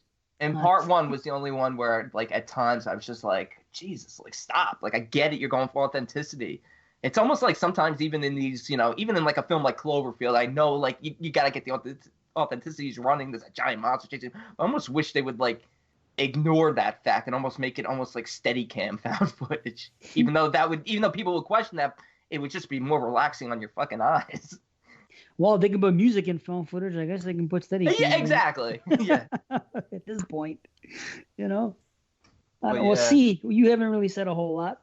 Yeah, because I forgot a lot of it. I just, to be honest, the naked uncle. Why does it always got to be a creepy uncle? Yeah. You know why? Because she killed him. That's my whole theory. He molested her and she killed him. That's why he haunts her. Oh, he definitely molested her, yeah. Because you could say he wasn't a nice man. That's what I get. Distracts him. Well, that's why. Exactly. Yes. Because that's my theory right there. If he's going to get mad if he sees her having sex with somebody else. And of course, he does. And he's seeing his victims and she's seeing hers. But again, there's all these people that get implants there every day. Why wouldn't she warn them all? Why wouldn't I don't know. And just because it happens to her, how does she know that it's happening to everybody there that gets any type of implant? Remember, she was born deaf, she said, and then she got these things. Yeah, she got this newer cochlear implant, and, who knows, maybe she got it from the same company that did his eye transplant. Maybe. Well, obviously, she did. They're at the same place, but I'm just saying. Yeah, but that's eye transplants are fucking science fiction. Cochlear implants are something that's been happening for a long time. That's true. But this next level of sure, it's of implantation, we're assuming these are, from the same company that are like really advanced, that are opening up the possibility to hear or see this other plane of existence where these ghosts and evil entities exist. And once they know you can see them, they're going to torment you and ignore you. But she should be hanging out there 24/7, then warning everybody that comes in. But maybe he's the first. Maybe he's the first one who got this eye transplant. Yeah, but what about everybody that gets ear transplants and everything else that's going on there? Yeah, I You think she's going to everybody's house, knocking on the door and fucking them? But maybe she got a controversial ear transplant. I said the same thing. You did say ear transplant. Implant. Nobody noticed. Ear transplant. Oh man. But I don't know. I love it. Man, it breaks my heart every time when he can't get her out of the jacuzzi, man. Oh, I know. It bothers me every time. It's like, come on. It's a well done scene. I just don't particularly care for the ghosts just appearing and then they're gone. It's not, I don't know. It's just not enough for me, I guess. That scene is great. That scene is great with the uncle and being dragged in the water and all that. Yeah. Well done, well shot. Everything about it that's the highlight of it. But the rest of the stuff's just kind of, I don't know, almost generic. Just these ghosts appear for a second and then they're gone. I don't know. I like it. I like that she talks about, there's a little girl in here. I heard her when I came in, and ultimately she's the one hiding under the covers. Like, that makes sense. It's very childish, True. I love when he cuts his own eyeball out. I don't know. I think that is cool. I think it's a solid little entry. I mean, I think this is something that would probably benefit from a little bit longer of a longer feature. Feature. You know, I don't know. I might go up Might be more sci-fi. I might go up a little more. When I did this with Watson, I gave it a 6. When I watched it this time, I gave it a 6.5. After this discussion, I'm going up to a 7. So I've gone up a full point between the last 2 times I watched it. So there you go. I just wish, like you said, I just wish there was a way to like you said, to understand like how she knows all this and how many people it's affecting. Because it almost feels like it's not like she makes it sound like it's affecting those who are having these transplants and these procedures done, but it's really almost like the individual person themselves, like they're more susceptible to another plane of existence. Yeah, but here's what doesn't make sense. It's only the way I see it. It's only people that you've killed. So you think everybody's killed somebody? She killed her uncle, and he killed these people in the accident. But how is she gonna know when she sees him that he's gonna have demons coming after him? Ghost, if you will, whatever. I don't think it's only people you've killed. I think it's just people who have died in a horrible manner and haven't moved on. Oh, see, yeah, I don't see that. I think the people that he sees are his victims from the accident because he had a car accident. He killed these people. That's why they're bloody. He killed them, so that's why they're tormenting him. And now the uncle, she killed him, and that's why the uncle's tormenting her. I never saw it that way. You know, I actually never even saw it that way from the uncle standpoint. But I like that idea that she killed him. Like I definitely knew he did something to her, and he wasn't a good guy. But that makes sense, you know, because he's in his underwear. She probably killed him when he was molesting her. I think that's what happened. So yeah, but I never thought it from his standpoint. I just thought he was just open to this plane of existence where, you know, he's seeing, you know, children who have been killed and, you know, just angry spirits who have unfinished business on Earth. I don't know. But either way, solid first entry, 7.5. Yeah. 7.5? Right on. What about you, C? I feel kind of guilty. I mean, I've remembered more now that you guys have talked about it. Everything that you've said, and I'm like, oh yeah. Here it plays out. I liked it when I watched it. I had no problem with it. I will just say that it's a 7 out of 10. Again, I didn't have as many questions as you had, but I do like Dave's explanation of thinking he was just being hunted by the guys that he killed, and. Did it say how? Did it say that like anything details about the accident? I know he talks about being in a car accident. Did it say any details about that or no? I don't exactly remember, but I can tell you this: I didn't know or I didn't think that it was his victims in the accident until I did with Watson, and then Watson told me that's what was going on there, and I was like, wow, brilliant! I never made that connection. So ever since then, I'm taking that as fact because I love the idea of it. But I like the idea of it. I don't know if I'm on board with it yet, but I love it as an idea. So well, they look messed up. Cheese plate there. What is he eating? Who's eating what? Wait, I don't have my screen. I'll tell you what. Looks like he's cutting into his own dick. I'm trying. He's eating a Vienna sausage. It looks like he's sticking the fork into his cock, and then he's sawed it off with the knife. He looks like the dog in VHS. He looks like the dog in VHS Viral. Dude, I can't believe, like, I still think that might be the funniest thing I've ever seen in a movie. No, he's eating his own dick. We'll get there. to it. I'm trying to be on the DL. I got hopefully pork we'll chops, get there fast. potatoes. He's eating a pork chop. I'm eating dinner. My wife literally. The only podcast where the guy fucking eats pork chops on. Hannibal Lecter over here is having a pork chop. My wife made dinner and brought down a plate. That's nice, man. That's nice. I wish somebody would bring me a pork chop. You hear me, Dad? Dad, pork chops. All right, a ride in the park. Eduardo Sanchez. Dirty's brother. This one. What? Dirty's. This one grows on me every time I see it, and the fact that it's a fun flick. I love zombies. And this is one long take. Am I right? There's no cuts in this, right? No, they've got to have cut. It's just probably masked really well. Well, however they did it, I love it. Because it goes out in a car. There's no way.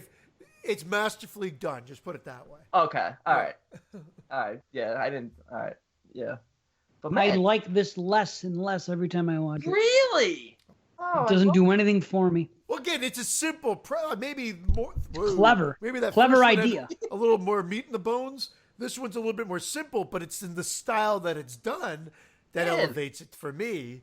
It's GoPro, a zombie. little GoPro helmet cam, just zombie outbreak, just POV style, mayhem, good gore. Birthday party attack. Man, I would have loved if some of those Okay, kids like- got killed though. Yeah, it's like 3 seconds long. Yeah, but we're dealing with a short here. This one's a really short. Yeah. This is a JP of shorts. And it's still too long for me. Season. I just It's easy. I don't know. It's not my cup of tea. It's a very clever idea. It's nice to see something from the point of view of the zombie. I do like that, and there are some pluses in it. But Dude, that run over with the car POV, Oh, seeing underneath the car. that's what I'm saying.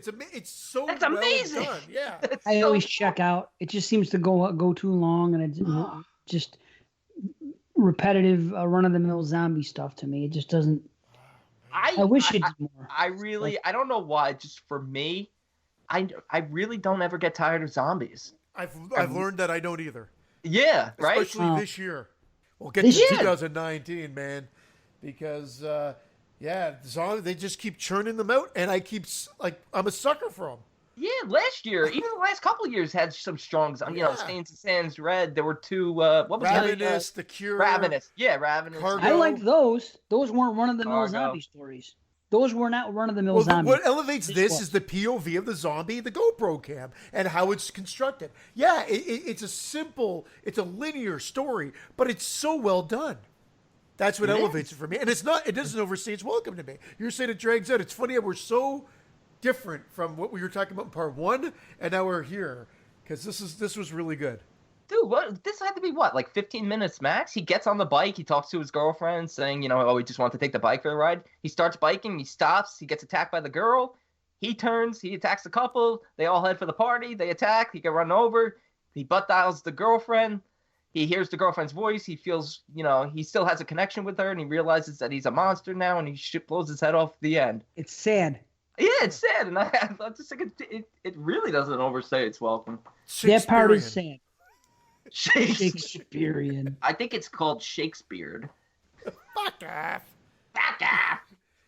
Okay, I mean, there's again, that's it. But there's some good gore, and like you said, that POV of getting hit by the car. They really take what we have come to expect in certain zombie films and play with it from the first person POV.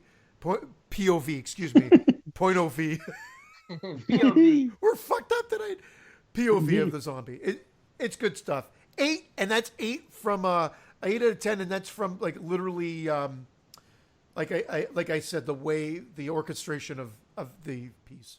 Don't apologize for that 8. It's a solid 8 from technical and just quick enjoyment, not taking itself too seriously, good gore, fun little short. Would not work as anything else What? than a 10 What, minute short. Dave? A 6? Yeah. The 6. Oh my. It just does not grab me. I just get tired of it quickly. There are a few good points. I do like the gore when we see it. I do like the fact that he bites into his own arm. It's something you haven't seen. I don't know. It just does not grab me at all. I just find myself losing interest quickly. I don't know. I like that everyone got in the car and like took off. Everyone packed up the kids and took off, and there's just like one girl crying over like some of her dead boyfriend or something. She's just like cowered there in the corner. Like nobody's like, get in the car, let's go. And is that the one he crawls toward? Or is Yeah, that's when he's crawling towards, and then he gets the phone call. It's kind of poetic. Shakespearean. Shakespearean.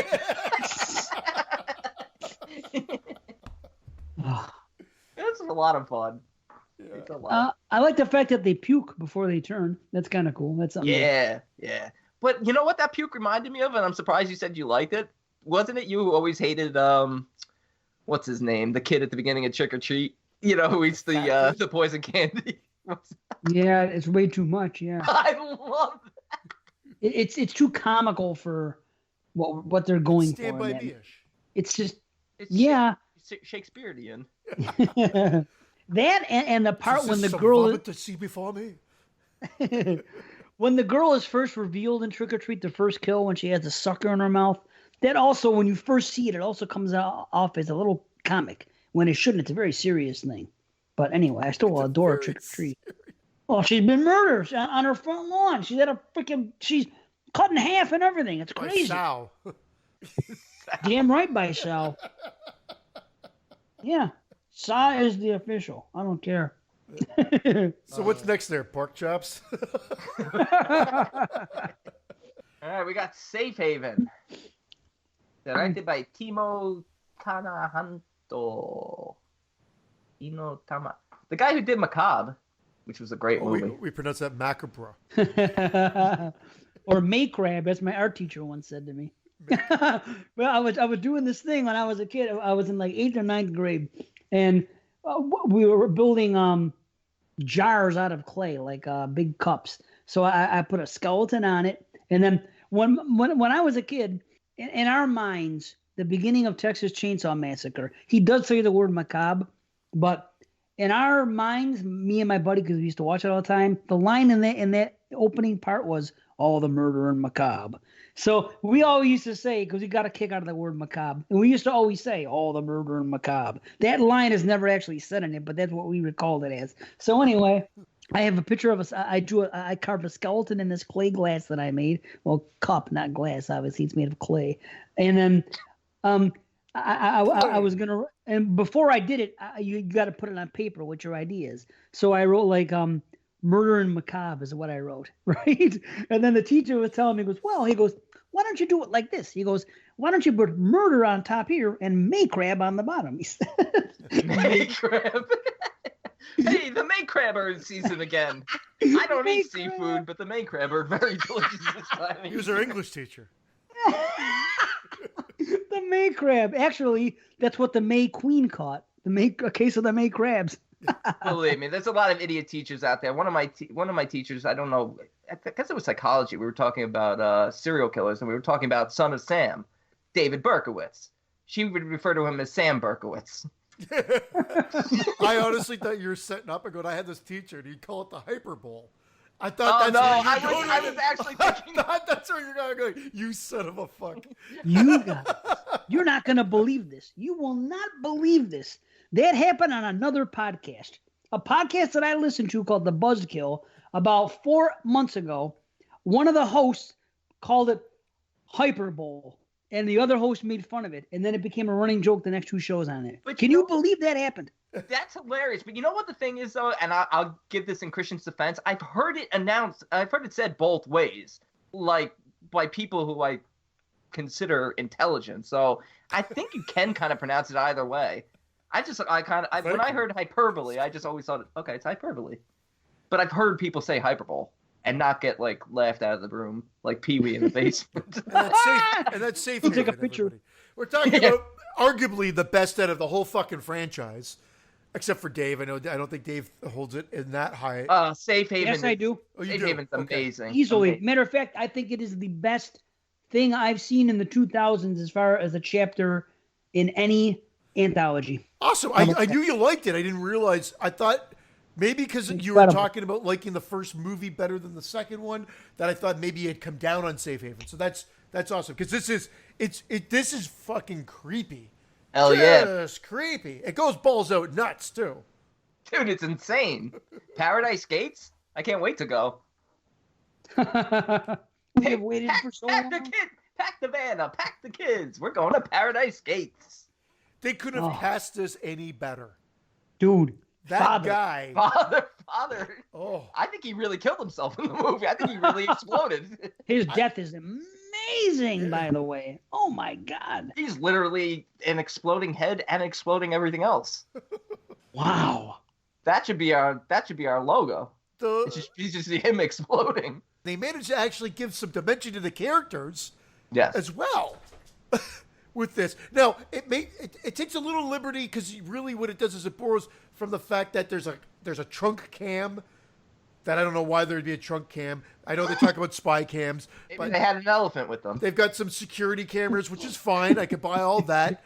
But we're cutting between security I'm sorry, I was too busy talking to you. But trunk cam, I just got it. The wheels are turning slow. But it's all good. Yeah, I buy it hook, line, and sinker, and where it goes, because when that fucking thing sticks out, and I don't even, just from a non-spoiler review, just from that birth scene of just sticking out, and then where it goes from there is you're just like, what the fuck? The level of nuts that this episode goes to or segment goes to is off the charts. That's the coolest looking thing I've ever seen. That's fucking. That's the offspring of Black Phillip and a unicorn. When it drools and it's looking over. Oh my god! Oh. How about him? How about Papa when he's dying? The snot, the snot. Oh. That's an authentic snot bubble. I know. I don't think that's CGI snot. That's awesome. I can't look at it. That's real snot. It's disgusting. Now let me ask something like in particular, like the first girl they find dead, who's been split open. Was that a failed birth and they needed Lena? Is that what we're to imply, that she's the chosen one and that's why she's given like that necklace when she first arrives? Because she's going to be the one to birth the devil? Sorry. That's what I believe. I think that maybe Father got wind of it somehow. Yeah. Maybe when they first met or something. And the thing is, my theory on the whole thing is that the reason she was chosen is because this was something that happened out of infidelity. Yes. Nice. I like that. I didn't even think about that. That really makes sense. Which is why, well, I mean, again, they give that depth to the characters, but that's right. From a story structure, that makes total sense, too. I love that, how he overhears it, and then they just build upon it with fairly subtle, but then that explains it, Dave. That's actually really cool. I like that. That might have even raised it higher. Wow. It's great stuff. I'll tell you what always creeps me out, what's well done is when they get there. And did the other little girls help you make that? And she says, well, I'm not a girl anymore. Father took care of the girl. And then they hushed her up. Yeah. And they're like, hey, shut your mouth. Go play. Yeah, dude. That's well done. I'll tell you that.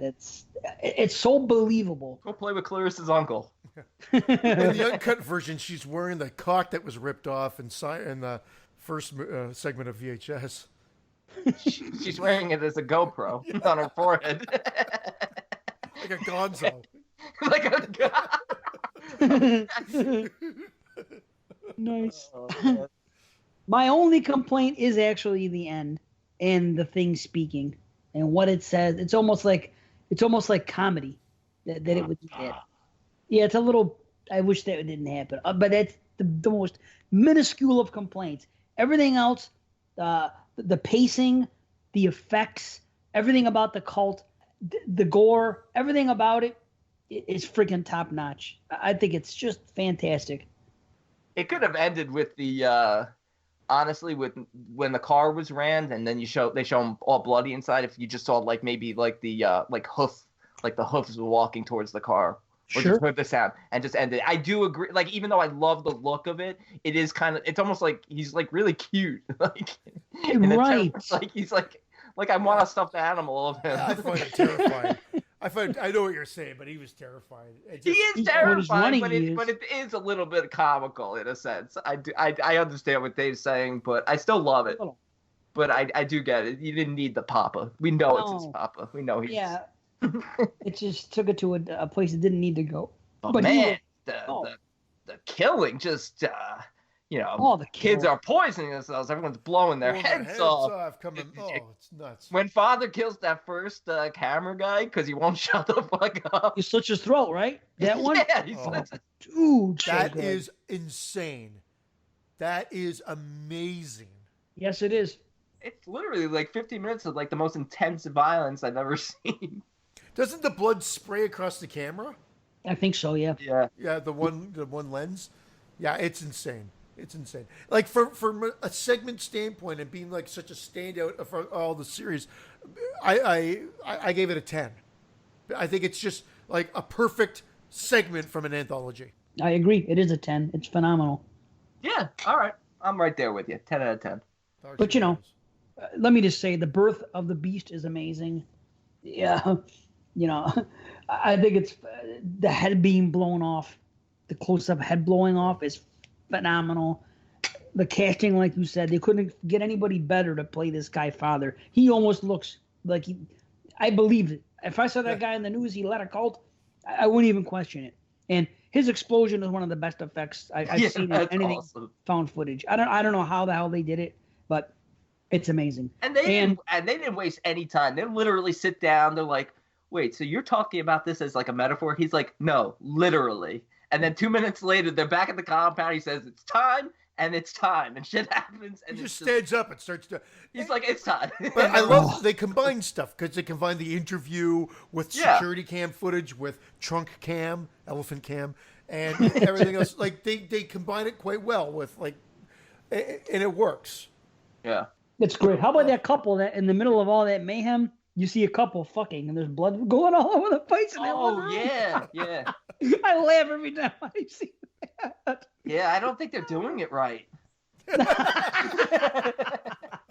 not supposed to be that bloody. Brennan's taking copious notes. I actually watched it with my dad. I'm like, "Dad, what's going on in there?" That's how you're conceived, son. Like, that's your mother and I. We call it blood fucking. Blood fucking. Blood fucking. I gotta blood fuck you. Oh. God. Yeah, good stuff. It's craziness. Everyone's zombies. Zombies, too. Everyone becomes zombies. Yeah, they all come back. Everybody dies. Every one of them comes back. And it's funny because he even talks about how they don't look upwards to the sky. They look forwards because their paradise is here on Earth. So they're coming back as it's like undead, immortal creatures. Yeah. So it makes perfect sense. It's really, like you said, it is the best one in the franchise. I think there's a close second, and we're about to get into that one. And that is The Slumber Party Alien Abduction, directed by Jason Eisner. Treevenge. Oh, really? Well, he's great at shorts then. Treevenge, Turbo Kid, Hobo with a Shotgun. In summer of '84? Really? Same guy, huh? No, but I thought the guy that did Turbo Kid was the one that directed Summer of '84.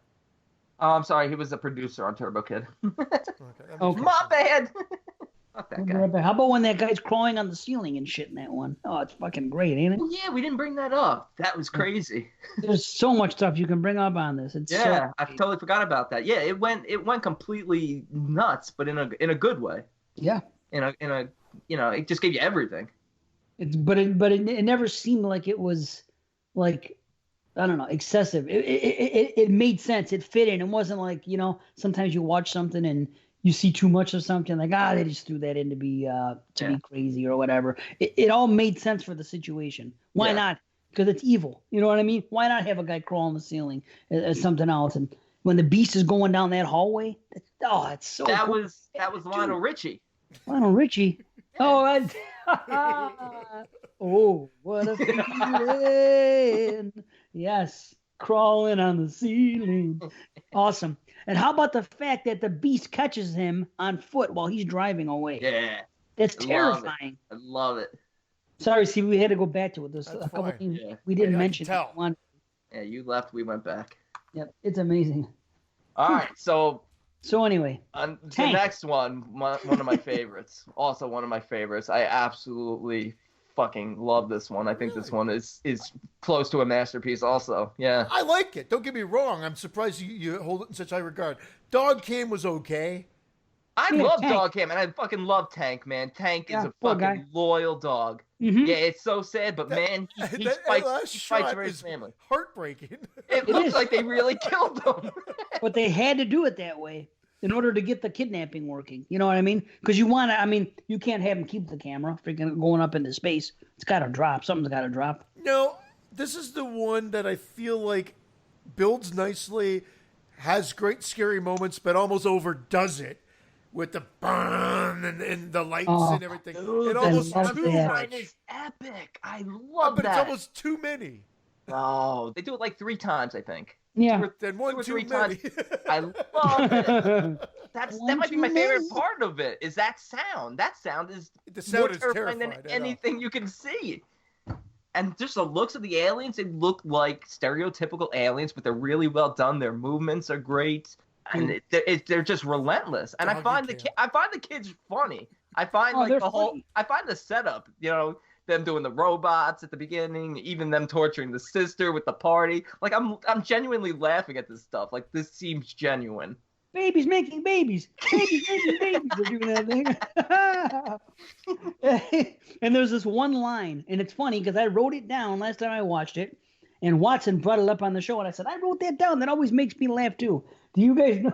Do you guys pick up on the one part where he says, "All you faggots can suck my dick. I don't want to. I don't want to. I don't want to."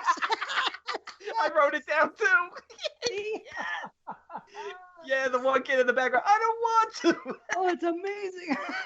I don't. Want C is not on board with us. I knew it. The minute you It's said, hysterical. yeah. I said to myself as I'm writing down, like, Dave's gonna definitely have this because this is such like a hilarious Dave moment here. I don't want to. Oh, that's great. So wait a minute. See, you don't like it because they do that thing too many times? No, I said I do. I like it. I just think it was. I remember going, okay, this is a little monotonous now, but the dog cam kept it interesting, and then that last shot was heartbreaking. Dude, the I'm barn. not blown away by it. It's good. I'm just, yeah. It's one of the best alien. Like I said, this movie, the last two are the saving grace. The first two to me are kind of meh, but then the next two are really good. There were, to me, the first. That's the difference. The first VHS to me is more consistent through, and this one has two ones that are just kind of meh, and two ones that are really good. I hate using that word meh. It doesn't matter with me. I will never do that again. Was that a potato? No, it's a pork chop. I thought you had a like a potato on the side or something. I don't know. Potatoes, pork chops, corn. I got the whole. I'm doing the whole thing here. You got Mincelli? Who? Mincelli? Yeah, don't they? Or that's lamb. I don't know. I don't know what it is. I have not had it. I've heard of it. Haven't had it. I've never had it either. I don't want it. Ham chops. Christian, have you ever had Mincelli? I believe so. With lamb? Yeah. Yeah. See? There you go. Yeah, I don't mess with that lamb. I don't eat lamb either. Okay, back to the scene, alien. I loved lamb way back when. That scene in the barn is like almost like a slasher scene, and them being chased down. Oh, I think great. Amazing. That's great. Oh, and when you see the aliens approaching, when they're doing the CPR to the one, and they're on the dock, and yeah. and you see them closer and closer, dude. Great. Those are the only scary moments. Dare I say it? Probably the only legitimately scary moments in this whole franchise are from the aliens in this movie. To me, I would have liked to have seen this on the big screen. Yeah, I'm with you. And something else about this one, I'll say, you can tell right away. VHS 2 has a bigger budget. Everything looks a lot better. The first VHS looked amateurish, which is fine because they fit the gimmick. So I do like the look of this better overall. I think Viral probably had the biggest budget. Funny enough, but yeah, well, yeah, I suppose. I don't know what. We'll get to it. I don't want to. I don't want to. I don't want to get to it. How about the cops? The cops. They show up and they're gone. Yeah, it's crazy. I love that. Like usually, like when there's like chaos and stuff in this type of thing, like it's kind of like almost like a cheap tactic to just make it all jarring and like not be able to see what's going on. But like you get enough, but it's still very disorienting in a good way this time. Like even when they swim out of the water. When the kid's being dragged into the water with the blanket and he's got in the bag and he's got the dog with him and then he swims out and the kids are together, then everyone else is gone, then they're in the woods and then they're in the barn, this one disappears. Like it's very jarring and you don't really know what's going on, but it's just really, really terrifying. And when he gets sucked up out of the roof of the barn, oh man. That's good. Yeah. That's so awesome. And he's yelling at Tank to hold on.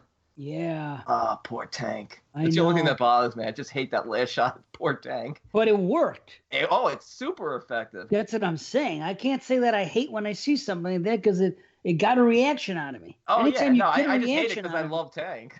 I like Tank too. I just, when people complain about the dog deaths, one that works like that, I don't find it funny. Sometimes I find them funny, and I'll tell you when I do. But in this case, it's not funny at all. But I don't think it's... exploitive, like some people say. Take to have the dog POV, and they use his whimpering very well throughout. Oh, too well. Yeah, the end too well for sure. Yeah. Oh, jeez, but yeah, they definitely do. That is what a dog would do. There's no question. I don't know. How about when he said he's over there stretching his dick when he was masturbating? Yeah. Could you Oh my imagine God. having the balls to? I'll tell you what. If I was in a room and everybody was passed out, maybe if I had a paper towel with me and I could do it, but I would not turn on the TV and watch porn. But I think I could be so ballsy as to just do it just to jerk off because, sometimes I want to jerk off before bed, especially at that age. You know what I mean? So I think I could do it, especially maybe thinking about the girl's sister who's in the next room. Who knows? I could see that happening, but to be that ballsy to actually put on porno in the room while everybody else is sleeping and start stretching your dick and don't think you're going to get caught. He's milking his dick. Yeah, and he said that too, didn't he? He said stretching his dick and milking his dick. I felt bad for him too, but I mean, that's what you get. You don't put on porn. You're going to get caught. That's freaking... I think it's one of the best things involving aliens. It's the best short I've seen with an alien being involved, I'd say. Yeah. Well, I'll tell you what. It's an 8.5 for me. 9.5. Ooh. Wow. Yeah, and I'm at a 7. Like I said, it's good. I'll let you guys go on about it because you guys loved it. Well, it's been weird that way. There's been very few that we've all been on board. It's usually two love it and one's just eh. And you know what? We did this with the first one. This one we forgot to do it also. But in between each of these stories, after I believe the second one, she starts bleeding. After the first one, they're watching the video of the kid who's disappeared, and he's talking about watching the tapes in the correct sequence. After the second story, that's when her nose starts bleeding, and you see the kid lurking in the background. Yes. Yeah, which is really cool. After the third one, she's now dead on the floor, and that's when Larry, the other guy, finds the tape that says, watch me or watch, and he puts it in. And then after this, he watches that tape, and it's after this is when the kid Kyle blows his head off, and I love that scene, that jaw hanging off. Oh, I could see that happening in real life too. Yeah, like a failed suicide. Yeah, that's what it looked like. It looked like a failed suicide, and he makes reference to that his mother was on board with it. He says, I had my mother's approval, which means they were sent there on purpose to discover this. Oh yeah, because the mother made the phone call to the private investigator. But the mother was in on this tape. I don't know. See, that again, it was too much. It didn't make sense. See, I have it seeing it as a continuation of part 1. They even show pictures on the mantle of the guy that was found dead in part 1. So it's obviously the same place and it's supposed to be the same kids or the same kid that's left over. But then what's the mother have to do with that? I could see it. Why would he say that? There's no need for it. And then why would the guy say, why'd you do this to yourself? He was acting like when he found his partner, the girl, on the floor, like she killed herself. Just because she got a bloody nose or just told him to get lost. He said, why'd you do this to yourself? And why would he watch a tape after finding the girl dead? That's the problems I have with the, you know what I mean? Like I said, it is an improvement over part 1, but it really isn't all that. It's great to see the kid's head blown off. I like it that she comes back, she attacks him again. It's everyone turning into these crazy like psycho zombies, which I mean, even though it really doesn't make much sense and it's super cheesy, is the overall huge wrap up in the third one. It's sort of like the signal has now reached this global scale. It starts out third. I'm going to tell you right now. But that's exactly what it is. I can tell you right now. I like the third better than the first. But I like the third just as much as the first. What was your overall rating, guys, for this? Because we never did that. Mine was an 8 out of 10. I'm gonna go 9 out of 10. Out of for VHS 2. Mine it was a 7.75, but because I went up a little on the 1, it's up to an 8 now. So an 8, an 8, and you're a 9. Wow, cool, man. Yeah. All right, VHS Viral from 2014. A Los Angeles police chase sends a fame-obsessed man on a wild ride to save his girlfriend from a cybernetic terror. Is that what this was about? Dude, can anyone make any sense of that wraparound? Don't even get me started. No. Don't even. I don't get it. We just begun. Let me I don't care though. Although they do go back to that wraparound quite a bit. Actually, the segments in this movie I quite enjoy. The last one. You enjoy that last segment? That is the fucking worst thing. That belongs in Creepshow 3. With the skateboards? Dude! No, it's creepy. I think that's my favorite one in the movie. What? What are you... Except for the one jump the shark moment where the skeleton gives the finger. Guys, these are all very consistent. Nothing's great, but I'll give Zoltan. What the fuck's the first one? Dante the Great? Zoltan. What is this, big? Yeah, Zoltan. He's thinking of that. He's thinking of that guy that we saw on the friggin' VHS 1. I like this guy. one. Oh, yeah, Pappy.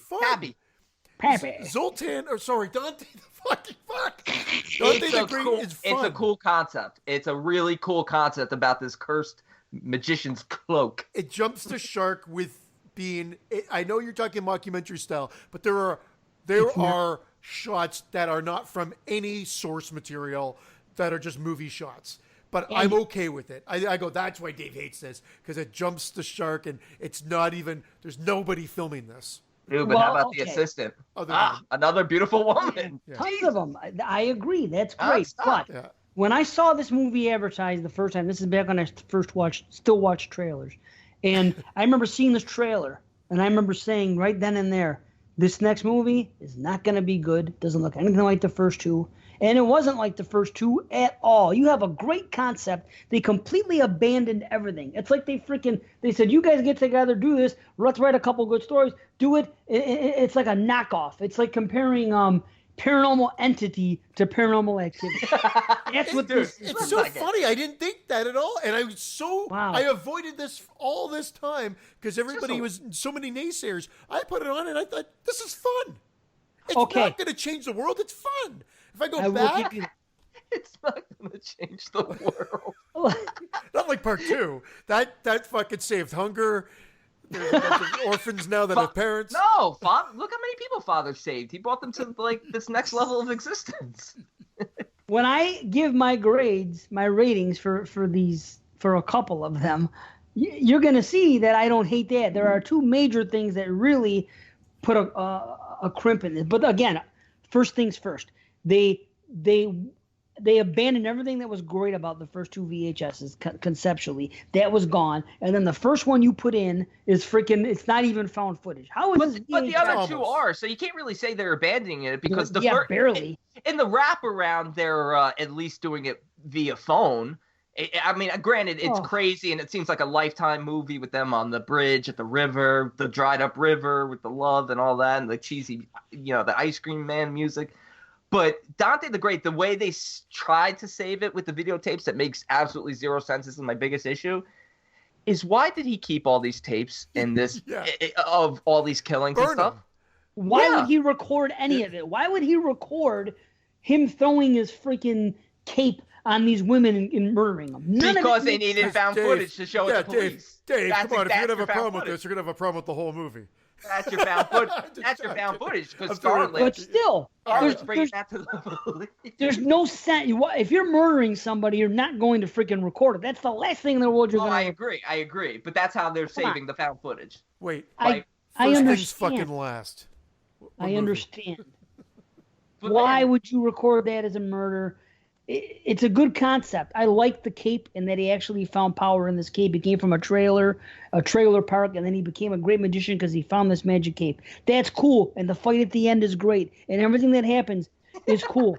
I like the couple that were in New York. They're like, we left the auditorium, we wound up in California. I kind of fucking pissed, but it's awesome. Yeah, that is great. That's awesome. That is good stuff. But the thing is, even half of the stuff is not found footage in the slightest. They just happen to have a camera there. And half of the stuff that is found footage, it would make no sense why they'd be. They're going to have a rehearsal for a magician, and they're going to show it. First of all, that's when magicians are going to be exposed for showing the magic trick. You don't record a magician's rehearsal. And then number two, you're not going to have security cameras outside of this freaking place that just so happens to catch the one time a guy smacked his girlfriend in the face. It's just so freaking contrived. It's so poorly. Then they show him breaking him and bending him. I guess at this point, I was so I watched all 3 in a row. They're just like, okay, it's fine. Oh, it jumps the shark up. Sorry, my dog's squeaking his toy in the background. He's having fun. So Nice. I can't stop him. Yeah, good for him. Is it Tank? Yeah. I put a He's dog not cam on whimpering. him. Or is it the dog with the grilling fork in his head? No, he's got stupid he's got is a camera eye implant. Mine. Dave, I can't believe you don't like that dog. The dog had no reaction. If they would have given the dog a reaction, he had a fork in his head. He's like, what the fuck? His expression, it could have been food on a plate. It could have been a fork in his head. It could have been a squeak toy like his dog's playing with. His reaction would have been the same. He just sits there. Imagine if I'm sitting here right now and a fucking pitchfork goes through my He didn't register sit what here and happened. bleed He slowly was in shock. He's like, is there a fucking fork in my head? There can't be a goddamn fork in my head. Go ahead, stick something in your dog. Dude, I think he was Dog's head probably for 1 drinking second. Corona out of his dog bowl all night, and he probably didn't even feel it. That was in the And wraparound anyway. That terrible CG, that freaking the blood through this whole film, there was bad CG blood spurts, and then the one on the dog going down the side of his face, it was so poorly. I'll tell you what, these are the crimes of this film. Abandoning what they did in part 1 and 2. Even B's description got me sick to my stomach almost. That's the description for VHS 2, a chase, and this, which nobody can make any sense of. The only thing that calls back to the first one is when a person gets a bloody nose once or twice. Like, let's just throw that in. That wraparound is the worst wraparound in the history of wraparounds. It is so bad. But is it the worst reach around? It goes on for so long, and that's the worst part. It's bad. It's a bad wraparound, and it keeps going on. That is horrible. And the last one, these kids, it was like a bad. I'll wait till we get to it. I'll just say this. Funny, I thought those kids were fucking hilarious. Dude. When we get to it, we'll get to it. But to me, the wraparound and the third segment are nothing but stains on this freaking. They tear this movie down so badly, so badly for me. The wraparound's contrived, but we've discussed that they're all not all that great, and the link is just sort of wedged in there with the bloody noses. But I like Dante the Great, even though it abandons found footage. It's fun. Can we talk about how fucking creepy the second one is too? That's good stuff. Okay, let's talk about Dante. Yeah. Let's go through these. Let's go through them. We did talk about Dante enough, I think. I like the story of Dante. It has its issues, but I like the story and I like the effects and I like the main. It's 7 out of 10 for me. I still enjoy Dante. Wow! What? Yes. Wow, that's high. I'd surprise you. I'm right with Dave. That's 7 out of 10. I said everything here. I'm at a 6 out of 10. The biggest issue with it is when Dante does his big, showdown with the cops. Is he decides to make himself disappear and reappear in something other than the magic cloak. like, are you an idiot? Like, he leaves the cloak on the floor for her to get to, and then when the cloak's on the ground, she does the secret knot trick. I don't get that. Oh. Which she can't even do because she's not wearing the cloak. So it's really just the cloak doing it, and she's just acting like she's doing it because the cloak just decides it's going to eat him and pulls him under. So there's some issues here, but the concept is really cool. I really like the concept of this one. The second one. It's fun. The second one. All right, what was You don't like the second one? I love it. I love the best one. I don't. I think it's the best weakest. One. I think it's the weakest. Wow. I was creeped the fuck out because that shit's what scares me, man. You think everything's the same. You think everything's the like a mirrored dimension or whatever, but something's a little off. Then you go upstairs parallel monsters. What the fuck's happening up here? And then it goes batshit crazy. When they go out and their faces glow, I'm fucking losing my mind. That scares the shit out of me. Dude, and that whole fucking realm. Pussy what? And then the cock, and then you know what's going on. I was freaked out. The best part of that alternate realm was the blimp with the upside down cross. It looked like like a Nazi Germany type thing. Yeah, but these alien beings with their monster penises and monster vaginas, that just absolutely ruined it. Oh, not for I could see. Absolutely, it was just goofy as hell. These penises with faces on them. I could see why that might bother someone, but when they're on the other side, and they had the thing on the TV going on, and whatever situation they have going with the other. Snuff film. That's snuff film. That bag in the middle with it looks like human meat inside some freaking thing. It was your pork chops. What are they planning to do? Just, I want to know how the other side works. It's like an evil place to be, and they're getting together doing all these rituals and all these things that to them are normal, but to us are evil, and it's scary. I'm with you. I want a whole movie just on the other side, just on what's going on there, because actually though, I'm glad we don't have a whole movie, because what my mind comes up with is probably worse than they can put on film. I'm thinking about here's why it doesn't work for me, and maybe I'm the only one of the three of us who watches this particular show, but there's a show called The Man in the High Castle. You're the only one. Never heard of it. It's a great show. It's about parallel universes where the Nazis won World War II. And they switch back and forth between worlds. Oh, so you see, that's actually a good concept. Yeah, so it's very much like this concept, except it's really horrifying and doesn't have any of the goofy alien shit. But it's sci-fi and it's like that. And when you see the blimp, it's like that. But once they go into the alien stuff, especially the way they presented them, I didn't even mind the glowing faces. That's fine. They could be some sort of Oh, it's freaky, man. It's like body snatchers, but instead of pointing, their whole fucking heads glow. But they have to be orange. I love when the guy goes into the normal guy's house or our world. He looks up at the wedding picture, and goes, "Oh, that's a weird thing to put up." No, he says, "What kind of people are these?" Or something. Yeah. What kind of people are these? Love. Yeah, no. But it freaks me out, man. I have this dream, a reoccurring dream, that like I'm driving down like a country road, and I come over this bend, and there's this giant fucking like structure, like a castle or something like that, but in the middle of nowhere, and it freaks the shit out of me. Oof. I just don't like that stuff, and this reminded me of that blimp coming with it. Just I know, man. That nightmarish dystopian future type stuff just appearing out of nowhere. But evil. Evil. Those. Yeah. Something is afoot there. I want to know how come when they're on that television, the things that are on that TV also seem like they're the things that are going on outside the thing. And then there's some noises going on. It sounds like sex. I don't know. But he goes, "What is that?" And she goes, "What do you think it is?" Like, we don't really get to know what it is, but just what type of horrible things are being done in this alternate universe. It's just. Maybe it's hell. What would that look like? It's some sort of snuff film playing and someone being burned at the stake, and you see them like as a skeleton, some sort of like ritualistic like burning, and it's horrifying, and they have like the pentagram with the meat, so it's definitely like evil, sort of otherworldly. So yeah. And what were they gonna do with those guys? The two guys are there and they're waiting for him to start. Crazy threesome. And he did. They were evidently all over the place. Oh. Yeah. Dog Furt presents. Oh boy. But when that monster cock guy goes and rapes regular woman, and then the husband comes back, what a way to end guy. it. See, what a way to end it. Like that's like he thinks he's home safe, and meanwhile she's been attacked, and she just stabs the fucking shit out of him.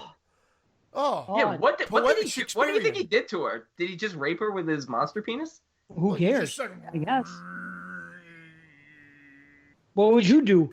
What would you do? I mean, think about it. It makes perfect sense that she would kill him. Like, she doesn't realize it's not the other one.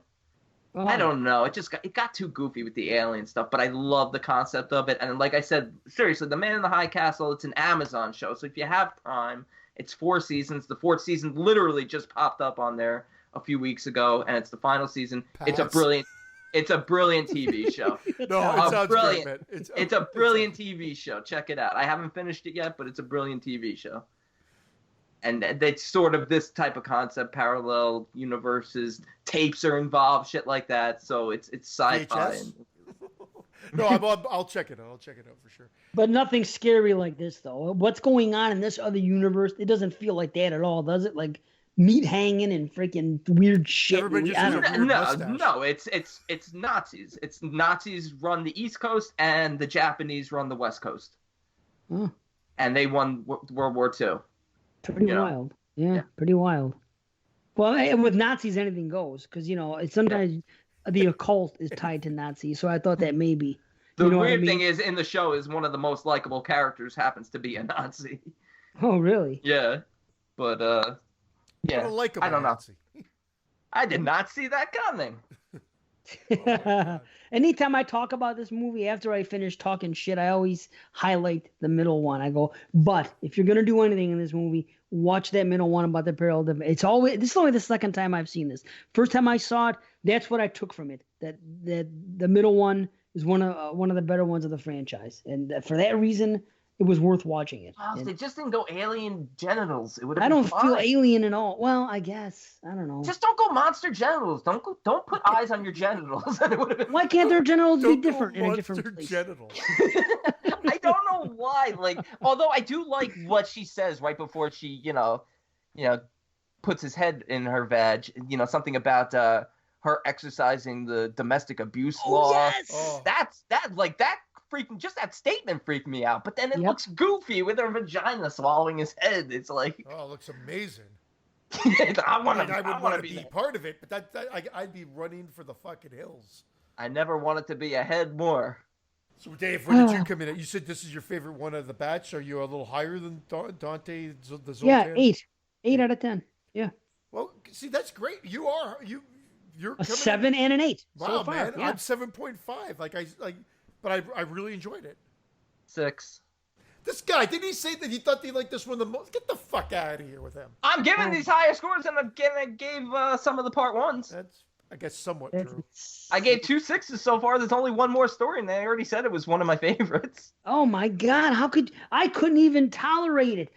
The first 15 minutes, nothing happens. It's like watching a bad Larry Clark movie, and I like Larry Clark. Well, give me Bully and give me Kids. Love it. But this is like watching a knockoff Larry. These kids are doing nothing. Literally 15 minutes of fucking nothing. Dude, the most annoying is Benson and Moorhead. I love Benson and Moorhead. I'm sorry. I don't know who you're talking about. I don't know what. Are you what kidding? It have to do with this. Resolution. Oh, okay. I thought they were talking about characters. Reckless. How is this Benson and Moorhead? Kids throwing fireworks around and talking shit to each other for 15 minutes, doing absolutely nothing until they go to For whatever reason, I thought these kids were engaging with their nicknames. These kids are awesome. I liked them. I thought they had great fucking dialogue. You're talking about the kids in the part 2 with the alien ones. I thought their dialogue was great. He's like, what was it? No Money Kid or Taxi Kid? What did they call him? Like they had crazy nicknames for him, and then they kept calling them that even after they're bashing the cult members in the heads with their skateboards. I don't know. Dude, they fight the cult members like 3 separate times. They just keep resurrecting. The kids keep fucking shit. Like that would ever happen. Like these freaking idiots who couldn't even probably jump rope if you gave one to them are gonna freaking be able to beat these freaking demonic freaking things that were summoned from some Mexican voodoo or some shit like that. They're gonna be able to beat these 10 things with 3 skateboards. You don't even see anything. It's like those 2003 freaking early 2000 shows on MTV. Oh, dude, it's everything bad. I can't say. It's worse than any of that. It's just the most annoying thing, the way it's filmed and I think you get some good kills. I think you see some decent stuff. I liked it. I was like, man, really, people shit on this. I thought maybe they shit on it because they thought they copped out by making it only an hour and 15 minutes with the shitty wraparound. Oh, dude. But no, I thought all 3 stories were good. Like I gave it a 7. 7.57. The stories themselves were good. The wraparound weak, but I was like, in, out, done. I'm shocked. I am shocked. I think it is the worst thing I've seen in any anthology since Creepshow 3. I think it is piss poor. The worst. They use guns. 20 minutes they do nothing, and they use swords. And the skeletons are creepy looking, and it's like 40 minutes long, and there's like 5 minutes of good action. It's they do nothing. There's 15 minutes of build up. Stunts. I don't want to see that. I shit. watched Creepshow 3. Creepshow 3 was brutal. This is heads and tails. I would rather watch the entire movie Creepshow 3 than watch just this segment if you put them in front of me. Oh, that's a Patreon perk. Get them, do it, boys. I would have liked to have seen the full creature that comes out of the sewer, though. That was cool. Yeah. I liked one thing: the skeletons. That is the only reason I award this thing any points is that it was filmed and there was skeletons I when they like came them. back the second time. I liked it. They fight them as cultists. They fight them as sort of like zombies, and then they fight them as skeletons. I thought it was cool. They're using the machetes that the cultists are dropping. They're using their skateboards. One guy has a gun, and he goes and he saves his friend. I like these kids. They're just fucking shit up. It's a fun. I'm so. It was so long. Dave, I'm so surprised. It is. It's born on the so wrong side terrible with that setup. But I just thought that they gave those kids a bit of personality, a little spunkiness to them, and it worked. The girl, hey, your sister's following us, or whatever. Like, just, I don't know why they were just. I like them, like very much like the kids in the Alien, just talking shit. I can't be alone in this. No, you're not. I don't think. Really I actually think Christian and I are alone in this. I think you are. That, I that really would do. make sense to me because I watch this and I'm not a harsh critic. I can tolerate shit. I just, for me to say this is pure garbage, I know that there are people that are going to think it's even worse than I do, if that's possible. I tell you, between this and that this movie is like an hour's worth. An hour of this movie is the wraparound in this, and they're both the worst freaking. The wraparound is very tear everything boring. down. Just watching this Makes kid, no Kevin, sense. This kid Kevin riding his bicycle around town. It's terrible. I have no idea what's going on in it. The best part of it was when the guy fell, when he says, "I'll see you on YouTube, bitches," and then he died. I was happy that dude died. When the feet were being dragged on the concrete, when the guy was in the back. Granted, I still don't know what's happening in that scene, but I did like seeing that. Yeah, dude. That's disgusting. It's amazing. Best part of that whole shitty wraparound. Yeah, that was good shit. I don't like know. A circular thing, or were they talking about like video being circular, and it's looping? And... Dude, I think they're going on a bigger scale here for something very Cronenberg-esque. This whole idea of video becomes flesh. Seriously, because they're being warped by it and turned into these zombies on like another plane of existence. It is, because they're turning into other beings, and at the end you see all of LA is like burning and in chaos. So it's like the VHS tapes and the sequences have reached a global scale, or at least a citywide scale, and it's growing. And it's a commentary how we consume like shitty videos constantly, day in and day out. It really seems like it is. I don't know if it is, but it seems like it is. Yeah, I'm not saying it's good, Dave. We're not saying it's a good commentary. That's probably where they were going for it. I was left with head scratching. Head scratching. The best thing I think we should make it a regular thing. It's called news breaking from now on. I said it last episode. I'm like, this is news breaking. I mean, breaking. Somebody died. Yeah, news breaking. Yeah, you said a couple things. That's right. So news breaking is going to be like Kraken wise. Yeah, we totally just brushed over the fact that you made a dog fart reference. How did we not leave? Christian, what were you doing on your 15-minute break, huh? Watching dog fart videos. Not as bad as comfort cocktails, though. I'll tell you that. Dog fart's a terrible name for a porn site. I know. It really is. You're reading it going, I don't know. Why do I have a massive erection right now? But we haven't been rating the wraparounds, really. We've been rating the shorts. So what did you... Obviously, you give this like are you like a 2, a 3, Dave? Like, where are you? 3. I'll give it a 3. I'll be generous. A generous 6.5 for me. So you're just hovering at about a 6.25 for this movie. Yeah, I'm right at like with the wraparound drops it down for me a little bit. I'm probably at like a 5.75 total for this movie. I was at like a 5.5, 6 for the first one. I don't think either one are that great for the first. I'll say that based on the doing the average, I'd be at a 7. But yeah, the wraparound, I'd bring it down to like a 6.5, 6.75. If I overrate the whole movie, yeah. Especially being the third one and what seems like it's going to be the last one, considering they were turning them out every year, so they're not going to go back to it. Having these two like minor characters be sort of like the send off to the bigger picture. They could have incorporated something from the first two to make it be like, whoa. Well, they went and did Southbound after, right? Didn't some of the makers of this just go on to create Southbound? Yeah, who did Southbound? Bruckner? Yeah, Bruckner, and but I thought wasn't Bloody Disgusting behind it as well? That's from a producing standpoint. Oh, yeah, maybe. But anyway.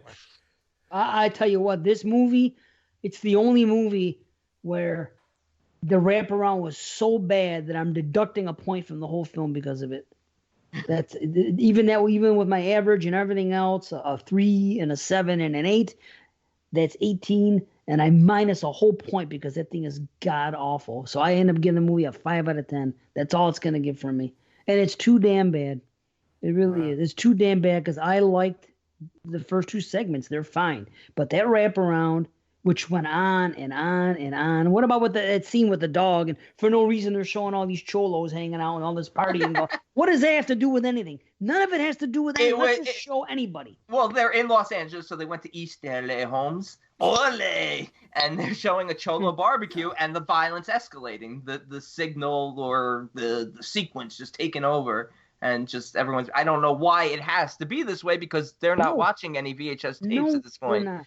But, you know, yeah. Terrible. No, I get it. It would have been better if they had, like, some VHS tapes playing outside, like Stand and Deliver or something. Something. Orale. In the last one, I just can't believe you didn't like the dog picture I sent to you, though? Oh, it's fucking hilarious. With what would Pepita do? Oh, yeah. Pepita would have reacted. I promise you. Yeah, I think any dog would have reacted to a grilling fork in their head.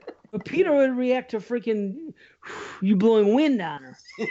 You know what I mean? Freaking, you put that in my dog's head, her last look is gonna be a freaking of horror. She's gonna be, you know what I mean? It ain't gonna be just fucking chilling there like it's freaking on Quaaludes. Yeah, I think that dog is on Ludes. Even make it CGI and make its face droop. I would even take bad CGI over a photograph of a dog. No, show that white dog, and then the next scene, cut to it being a basset hound, which is droopy. Just totally changed to a droopy-looking dog. I was literally gonna say, turn it to droopy dog, and I would have been happy. The freaking what we got, some dog. That should be the mascot of the podcast. That freaking dumb dog with a fork in its head. Dumb dog. I fucking love that dog. I just can't stand that dog. Just sitting there, calm as a freaking dog. Hindu cow. Breaking out to Little Orphan Annie here. Guys are so harsh on that dog. Oh, well, it's not the dog's fault. I think he farted. I think it was a dog fart production. Oh boy, out of control. Well, you were right, B. We did it in 30 VHS. It didn't 29 actually. Yeah, didn't even deserve it either. Because I gotta believe me. It's tough. Like the reason why 3 and 1 are so close for me is this. And look, I know I'm in the minority here, and that's why I said I feel like I'm going to be playing heel this show is because they're so close. I really like the concepts of the 3 stories in part 3, whereas the first one I just felt like, with the exception of two of the 5 stories, that I just was not into even the concepts of the stories. They just kind of didn't appeal to me. Whereas here, even though poor execution at times and goofiness and it drops points way down, I like the idea behind all these and done under Dickum. Don't under Dickum. I meant to say done under different circumstances, and I said done under Dickum. Done. Fuck, man, I'm tired. Done under different circumstances, these would have definitely gone higher for me. I don't know what the fuck I'm talking about. That's all right. Let's wrap it up. Let's get going. That's that. Thanks, Derek, for selecting one of our trilogies. Thanks, DB. Yes. And yeah, if you guys want to pick, you can pick stuff for us on. Get on the Patreon page. We got why should you? I'll tell you why. Because we got bonus stuff coming out every month. We got a bonus episode. We have early releases. We have videos of all the podcasts and some other bonus stuff. So get on there and pick stuff for us to watch, man. That's some good stuff out there. But next episode, three movies we're reviewing, all Patreon picks. Sleepless from George. In Seattle. Our general. Blood Rage, a little late because Thanksgiving is coming up this week, but hey, Blood Rage from Scott, and The Devil's Machine from Derek. So The Devil's Machine. Yeah, The Devil's Machine is from the director of, I want to say, what do you call it? Give me a second. The Black Gloves? Yes. Oh, yeah. It was called Automaton at one point. The Devil's Machine. Okay. That's right. They changed the name. I'm actually looking forward to this one. Yeah. Automaton. Close Yeah, enough. he's a good filmmaker. I like that guy, so I'm looking forward to that. And we've been DVC repping on the VHS, saying R.I.P. to SWEET Sweet P. Wow. All right. Oh, look, it's Lucky. This is Ginny. Lucky's there. Oreo's there. All three cats just came down here at the same time right now. Maybe Lucky should come up here. Lucky boy. Come here. This has been a dog fart production. See you on the And cats. Peace out, everybody. We'll see you guys next time.